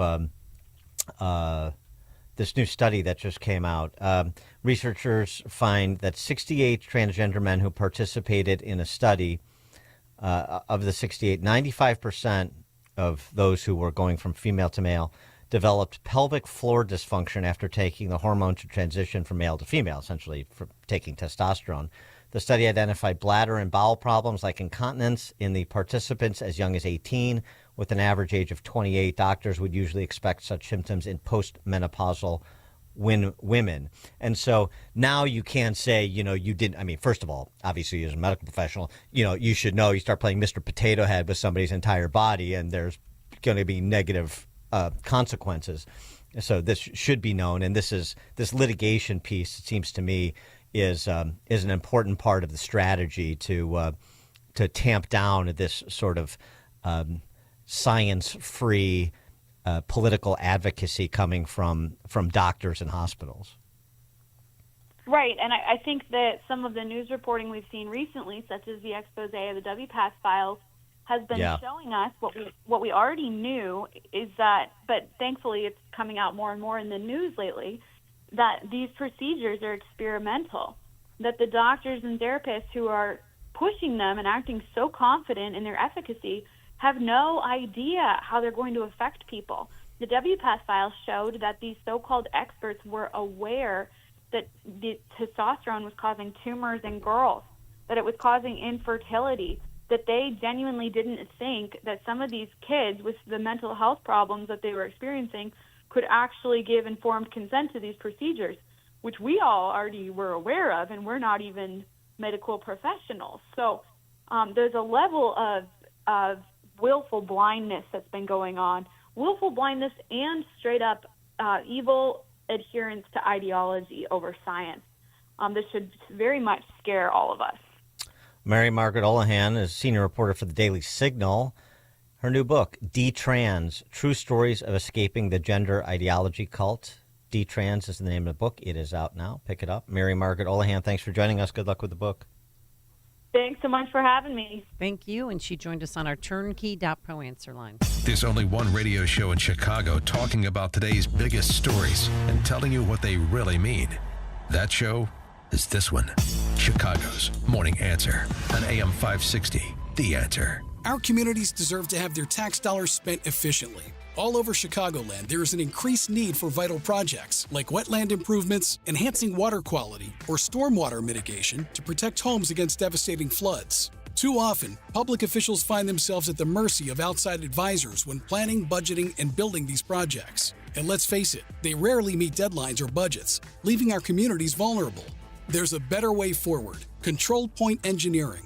At Control Point Engineering, we're more than just civil engineers. We're champions of quality and efficiency with over 40 years of hands-on experience. Teaming up with Earthworks Land Development, we're breaking down barriers and streamlining processes. Say goodbye to disjointed partnerships and hello to seamless collaboration. From conceptualization to construction, Control Point Engineering delivers everything you need in one unified package, saving you time and money. Visit ControlPointLLC.com today to learn about our successful projects all across Chicagoland. Again, that's ControlPointLLC.com. All right, if you have chronic pain in your knees, your shoulder, your hips, your back, listen up, even your elbow. You do not have to have surgery, and you should always get a second opinion if you're thinking about it, because why take your precious vacation time and use that for a recovery when you could just go to QC Kinetics. QC Kinetics is the nation's leader in regenerative medicine. We're talking long-lasting joint pain relief with no surgery, no drugs, no downtime. QC Kinetics advanced treatments harnesses your own body's ability to restore and repair damaged joint tissue so you could walk, run, hike, play golf, play pickleball, and move again pain-free. Think about it. Don't live like this any longer. QC Kinetics is under the leadership of former orthopedic surgeon Dr. Mitchell Shinecup. He's a pioneer in regenerative medicine, and their advanced protocols have enabled tens of thousands of patients to reclaim their mobility, to get their lives back.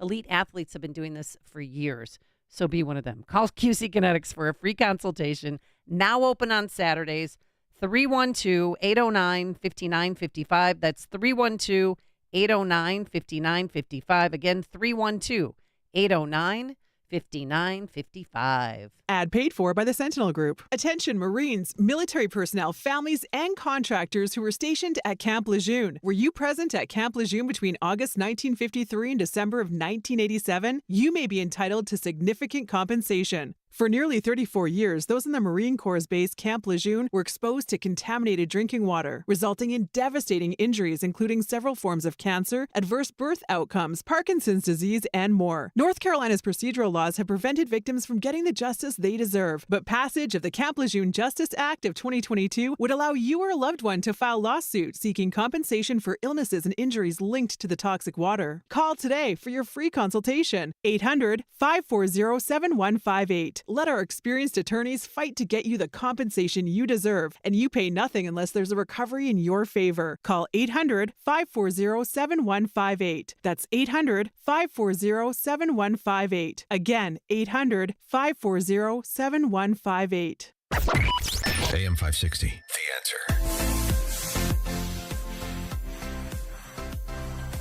All right. Thank you so much for making us part of your morning, part of your lives. Thanks to Justin Kosick and Quinn McCarthy. Dan, anything to add, Deputy? I shall return today, like MacArthur. I'll be back. He's back. But I'll be back on Friday. Okay, cool. All right, let's go ahead into the newsroom now. Here is Mike Scott. Dan, safe travels. Democrats passed their state budget in the dead of night. Of some details.